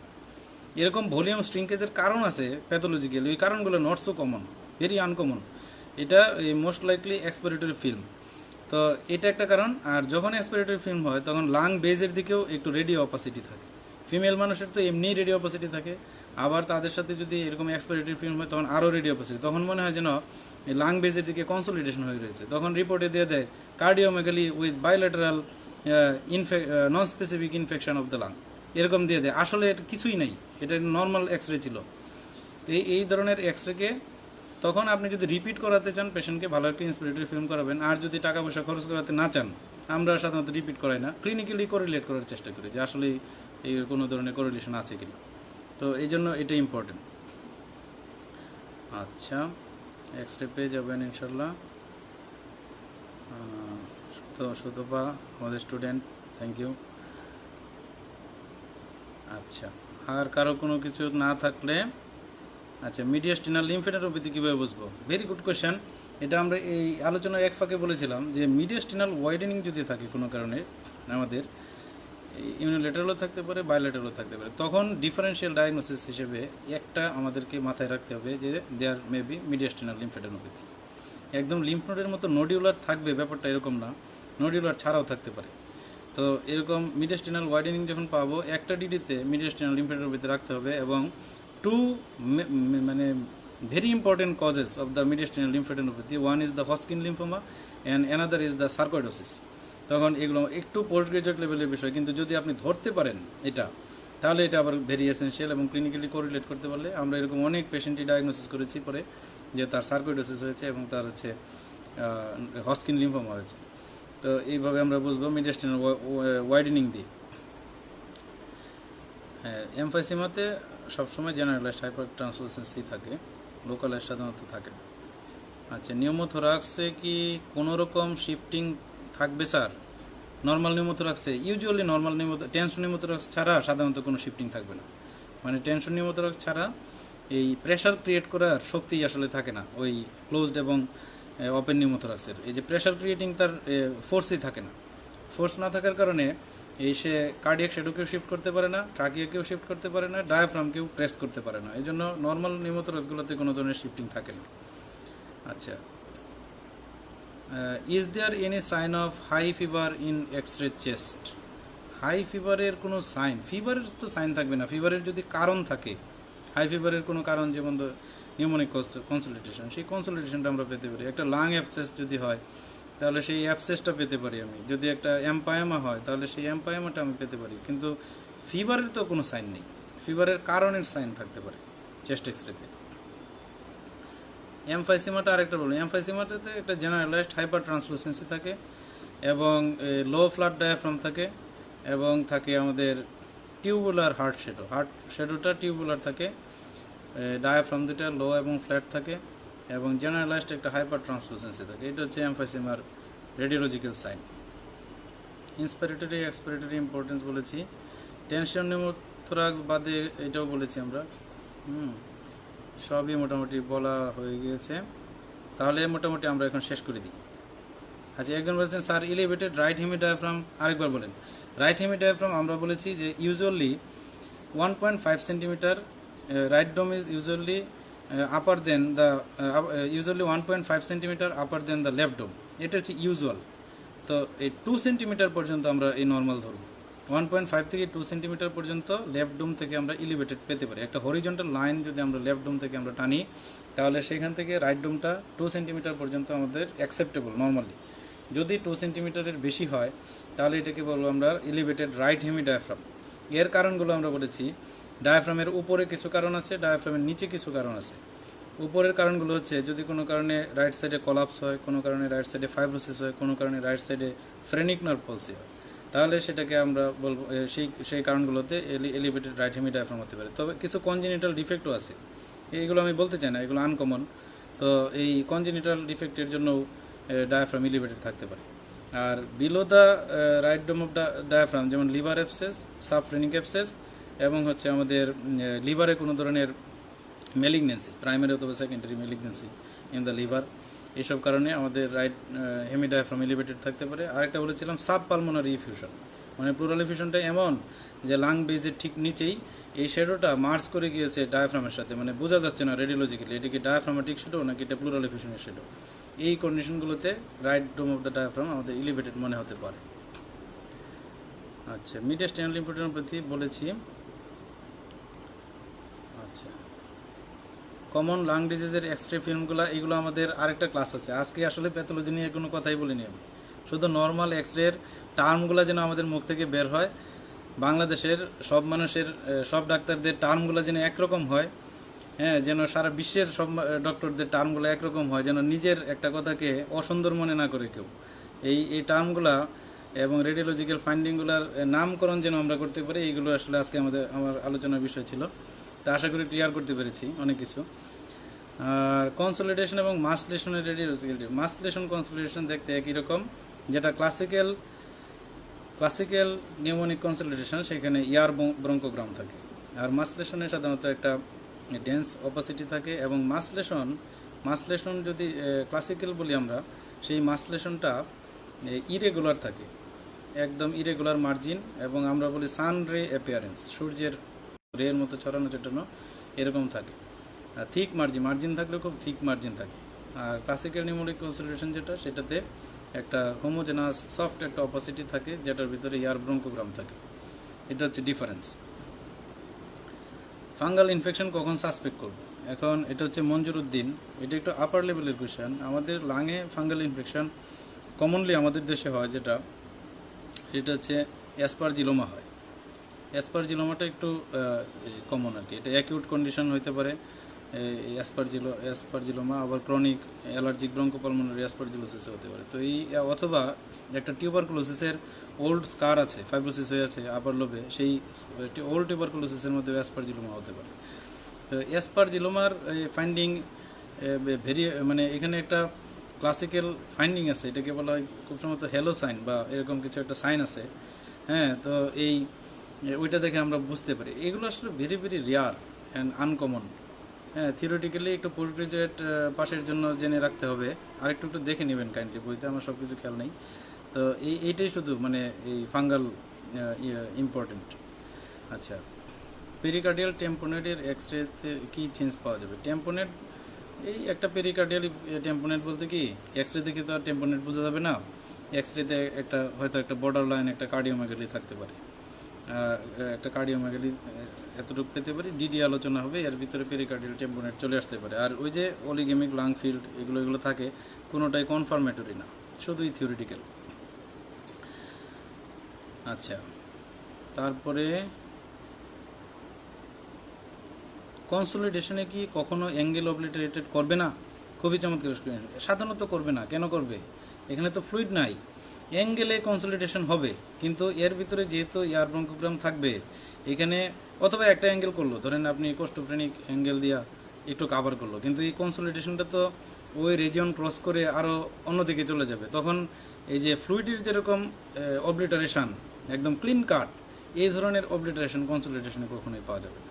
আর এগুলো তো আপনি কল্পনা করছেন, আসলে যখন প্র্যাকটিক্যালি পেশেন্ট দেখবেন তখন দেখবেন যে কী কল্পনা করেছিলাম আর কি, এইগুলা কাল্পনিক, মানে আপনি শুধু কল্পনাই করছেন যে এরকম কি হয় না, হতে পারে না। যখন প্র্যাকটিক্যালি পেশেন্ট ডিল করতে থাকবেন তখন দেখবেন যে এইসব কনফিউশন আর মাথার ভিতরে থাকবে না, এগুলো হয় না। এই অ্যাঙ্গেল অবলিটারেশনে হোমোজেনাস অপাসিটি মানে প্লুরাল এফিউশন, এতটুকু মাথায় রাখেন, ঠিক আছে? ওই এত মানে ডিফিকাল্ট করার কিছু নেই আলোচনাকে, হ্যাঁ, নলেজকেও এত ডিফিকাল্ট করার কিছু নেই, খুব সহজ প্র্যাকটিস করা। হ্যাঁ, আপনার এই জটিলতা যেগুলো আমরা চিন্তা করি এইভাবে আসলে থাকে না, ভেরি ভেরি রেয়ারলি পাওয়া যায়। রেয়ার জিনিসগুলো এক্সপার্টরাই ডায়াগনোসিস করবে, সমস্যা নেই তো। Very much effective plus, thank you. আর একজন বলেছেন হাইলার লিম্ফ নোড বলেছি, ঠিক আছে ঠিক আছে ঠিক আছে। তাহলে আশা করি যে ইন্সপায়ারেটর এক্সপায়ারেটর সব কিছু আলোচনা হয়েছে। তাহলে আমি একটু শেষ করে দিই, রিভাইজ করে, আর হচ্ছে 5 মিনিটসের ভিতরে একটু রিভিশনগুলো একটু খেয়াল করেন। তাহলে আমরা আজকে দেখেছিলাম যে different structures in the chest X-ray PA view. আমরা দেখেছিলাম cardiac shadow, right border, left border, aortic knuckle, pulmonary conus, এগুলো আলোচনা করেছিলাম। লাং ফিল্ডের ভিতরে কোস্টোফ্রেনিক অ্যাঙ্গেল, কার্ডিওফ্রেনিক অ্যাঙ্গেল, লাংয়ের apex, upper zone, mid zone, lower zone, এগুলো আমরা বলেছিলাম। ডায়াফ্রামের শ্যাডো বলেছিলাম, রাইট ডোম, লেফট ডোম, ট্রাকিয়ার পজিশন বলেছিলাম, আর বনি থোরাক্স সম্পর্কে বলেছিলাম, এগুলো আমরা দেখব। তারপরে আমরা দেখেছিলাম একটা মেল এক্স-রে যেটাতে ব্রেস্ট শ্যাডো নাই, তারপরে ফিমেল এক্স-রেতে ব্রেস্ট শ্যাডো থাকবে। তারপরে পজিশন অফ দ্য মিডিয়াস্টিনাম বলেছিলাম যে ট্রাকিয়াটা সেন্ট্রাল থাকবে, আর হচ্ছে কার্ডিয়াক শ্যাডোর 1/3 থাকবে রাইট সাইডে আর 2/3 থাকবে লেফট সাইডে, এটা হচ্ছে নর্মাল কার্ডিয়াক শ্যাডোর পজিশন। তারপরে মিডিয়াস্টিনাম শিফটিংয়ের কিছু এক্সাম্পল দেখেছিলাম, যেমন এই যে বামে লেফট সাইডে একটা হোমোজেনাস অপাসিটি, সাথে trachea and cardiac shadow shifted to the left side, এটার কারণ আমরা বলেছিলাম হয়তো কলাপস হতে পারে লেফট সাইডে। তারপরে আমরা দেখেছি এটা হচ্ছে একটা রেটিকুলার শ্যাডো, আমরা আজকের আলোচনা থেকে এটা ইজিলি বুঝতে পারবো। এখানে কেউ হানিকম বলেছিলেন, এখানে কিছু হানিকম অ্যাপিয়ারেন্সও আছে, এটা যখন সময় আমরা জেপিইজি ফর্মেটে দিব দেখে নিন, এখানে কিছু হানিকম্বিং আছে। আর এখানে ফাইব্রোটিক ব্যান্ড আছে প্রচুর, রেটিকুলার শ্যাডো, এবং এখানে মিডিয়াস্টিনাম শিফটিং হয়েছে সেম সাইডে, কার্ডিয়াক শ্যাডো এবং ট্রাকিয়া দুইটাই। এটা হচ্ছে লেফট সাইডের ফাইব্রোসিস। আবার এদিকে দেখেন, খেয়াল করেন, রাইট সাইডে এই homogeneous opacity with curvilinear upper margin এবং অবলিটারেশন of the costophrenic and কার্ডিওফ্রেনিক angle. তার মানে এই এক্সরেটাতে রাইট সাইডে প্লুরাল এফিউশন, লেফট সাইডে ফাইব্রোসিস এবং ব্রঙ্কিয়েকটিসিস, মানে একই সাথে একটা পেশেন্টের ওল্ড টিউবারকুলোসিসের ফিচার হিসেবে ফাইব্রোসিস আছে এবং অ্যাক্টিভ টিবির ফিচার হিসেবে রাইট সাইডে ইফিউশন আছে এবং লেফট সাইডে ব্রঙ্কিয়েকটিসিস আছে। হ্যাঁ, ব্রঙ্কিয়েকটিসিস অ্যান্ড ফাইব্রোসিস হচ্ছে ওল্ড আর ইফিউশনটা হচ্ছে অ্যাক্টিভ। তাহলে এটা আমরা একটা এক্সরে বুঝলাম। এটাতে যে লেফট সাইডে homogeneous opacity, mediastinum shifted to the right side, আমরা বলেছিলাম যে লেফট সাইডে একটা মেসিভ প্লুরাল এফিউশন হতে পারে। এখানে তো লেফট সাইডে hyper translucent lung field, absent bronchovascular marking, mediastinum shifted to the right side, এটা আমরা বলেছিলাম লেফট সাইডের একটা টেনশন নিউমোথোরাক্স হতে পারে। এখানে ডায়াফ্রামের ডোম দেখানো হয়েছিল এবং এই যে পার্থক্যটা সাধারণত 1.5 সেন্টিমিটার ডিফারেন্স থাকে এই রাইট ডোমের চেয়ে লেফট ডোম, এটা দেখানো হয়েছে। তারপরে এখানে দেখানো হয়েছে কোস্টোফ্রেনিক অ্যাঙ্গেল অবলিটারেশন, লেফট সাইডে একটা ড্যান্স হোমোজেনাস অপাসিটি, এই obliterating the left costophrenic and cardiophrenic angles with curved upper margin বা কার্ভিলিনিয়ার আপার মার্জিন, এই লেফট সাইডের একটা প্লুরাল এফিউশন। তারপরে এখানে আমরা দেখেছিলাম যে কার্ডিয়াক ডায়ামিটার কীভাবে আমরা অ্যাসেস করি, এই কার্ডিয়াক ডায়ামিটার আর হচ্ছে maximum diameter of the chest, সেখান থেকে কার্ডিওমেগালি কীভাবে ডায়াগনোসিস করতে পারি সেটা আমরা দেখেছি। এখানে আমরা দেখেছি কার্ডিওমেগালি একটা ওয়ান ফর্ম অফ কার্ডিওমেগালি, এটা অ্যানাদার ফর্ম অফ কার্ডিওমেগালি, এটা 3 ধরনের কার্ডিওমেগালি, এক একটার প্রভিশনাল ডায়াগনোসিস চেঞ্জ হবে, শুধু মোস্ট লাইকলি ডায়াগনোসিসটা চেঞ্জ হবে। তারপরে এলভি টাইপ এপেক্স, আরবি টাইপ এপেক্স আমরা বলেছি। তারপরে এই যে আনফোল্ডিং অফ দ্য এওর্টা, এই যে এওর্টাটা এই ডিসেন্ডিং এওর্টা কার্ডিয়াক শ্যাডোর পিছনে যাওয়ার কথা, এটা পিছনে না গিয়ে যেখানে পালমোনারি কোনাস থাকে ওই দিক দিয়ে আসতেছে এওর্টার ডিসেন্ডিং এওর্টা, এটাকে বলে আনফোল্ডিং এওর্টা। এটা ইলাস্টিসিটি, এওর্টার ইলাস্টিসিটি কমে গেলে হয়, সাধারণত ওল্ড এজের একটা কমন ফিজিওলজিক্যাল ফাইন্ডিং, এটা আনফোল্ডিং অফ দ্য এওর্টা। তারপরে যে ফুলনেস অফ দ্য পালমোনারি কোনাস, এই যে পালমোনারি কোনাসটা কনকেভ থাকার কথা, এখানে কনভেক্স হয়ে বাল্জ হয়ে আছে। আর কেউ একজন বলেছিলেন যে এওর্টিক নাকেলের সাথে কীভাবে ডিফারেন্সিয়েট, এওর্টিক নাকেল হচ্ছে উপরের অংশ, এই যে এইটা হচ্ছে এওর্টিক নাকেল, একদম উপরের যে গোলটা এটা হচ্ছে এওর্টিক নাকেল, আর তার নিচের অংশ হচ্ছে পালমোনারি কোনাস। এই পালমোনারি কোনাস এটা হচ্ছে বাল্জ, তো এই বাল্জ পালমোনারি কোনাসের কারণ বলেছিলাম পালমোনারি হাইপারটেনশন। তারপরে রেডিওলজিক্যাল জোন কীভাবে ভাগ করা যায়, upper zone, mid zone, lower zone. তারপরে আমরা বলেছিলাম লাং ফিল্ডে আমরা রেডিও অপাসিটি দেখব, হাইপার ট্রান্সলুসেন্সি দেখব, কেভিটি রিলেশন দেখব। রেডিও অপাসিটির ভিতরে homogeneous, dense homogeneous, non homogeneous, patchy, nodular, miliary mottling, reticulo nodular. তো এইটাকে আমরা বলেছিলাম হোমোজেনাস অপাসিটি। এটার ভিতরে এয়ার ব্রঙ্কোগ্রাম আছে, এটা একটা কনসোলিডেশন, নিউমোনিক কনসোলিডেশন। এটা একটা হোমোজেনাস অপাসিটি, কিন্তু এখানে mediastinum shifted to the same side, এই জন্য এটা বলেছিলাম যে কলাপস, লেফট সাইডেড কলাপস। এটা একটা homogeneous opacity, mediastinum shifted to the opposite side, এই জন্য বলেছিলাম এটা একটা ম্যাসিভ প্লুরাল এফিউশন। এটা আমরা বলেছিলাম patchy opacity, both lung field. এটা বলেছিলাম nodular opacity, both lung field, all zones of the both lung fields, multiple nodular opacities, nodules. এটা বলেছিলাম আমরা মিলিয়ারি মটলিং। এটা বলেছিলাম reticular shadow, fibrotic band in the all zones of the both lung fields. এটা বলেছিলাম রেটিকুলো নডিউলার shadow. এটা বলেছিলাম air fluid level, এই যদি ক্যাভিটারির সাথে এয়ার ফ্লুইড লেভেল থাকে লাং অ্যাবসেস, আর যদি একটা হোল সাইড একটা এয়ার ফ্লুইড লেভেল থাকে আমাদের চিন্তা করতে হবে যে হাইড্রোনিউমোথোরাক্স। তারপর এটা হাইপার ট্রান্সলুসেন্সি, একদম একটা সাইডে hyper translucent, absent bronchovascular marking, mediastinum shifted to the left side, এটা হচ্ছে লেফট সাইডের টেনশন নিউমোথোরাক্স। তারপরে এটাও হাইপার ট্রান্সলুসেন্সি, কিন্তু বোথ সাইডে ইকুয়াল হাইপার ট্রান্সলুসেন্সি, কিন্তু ব্রঙ্কোভাস্কুলার মার্কিং প্রেজেন্ট, এবং এখানে low flat diaphragm, tubular heart এগুলো আছে। এটা হচ্ছে আসলে এমফাইসিমার এক্সরে। আর এটা হচ্ছে একটা লোকালাইজড হাইপার ট্রান্সলুসেন্সি, এটাকে আমরা বলেছিলাম বুলা। আর rest of the lung fields আর নর্মাল, শুধু একটা লোকালাইজড একটা হাইপার ট্রান্সলুসেন্সি, এটা হচ্ছে আমাদের বুলা।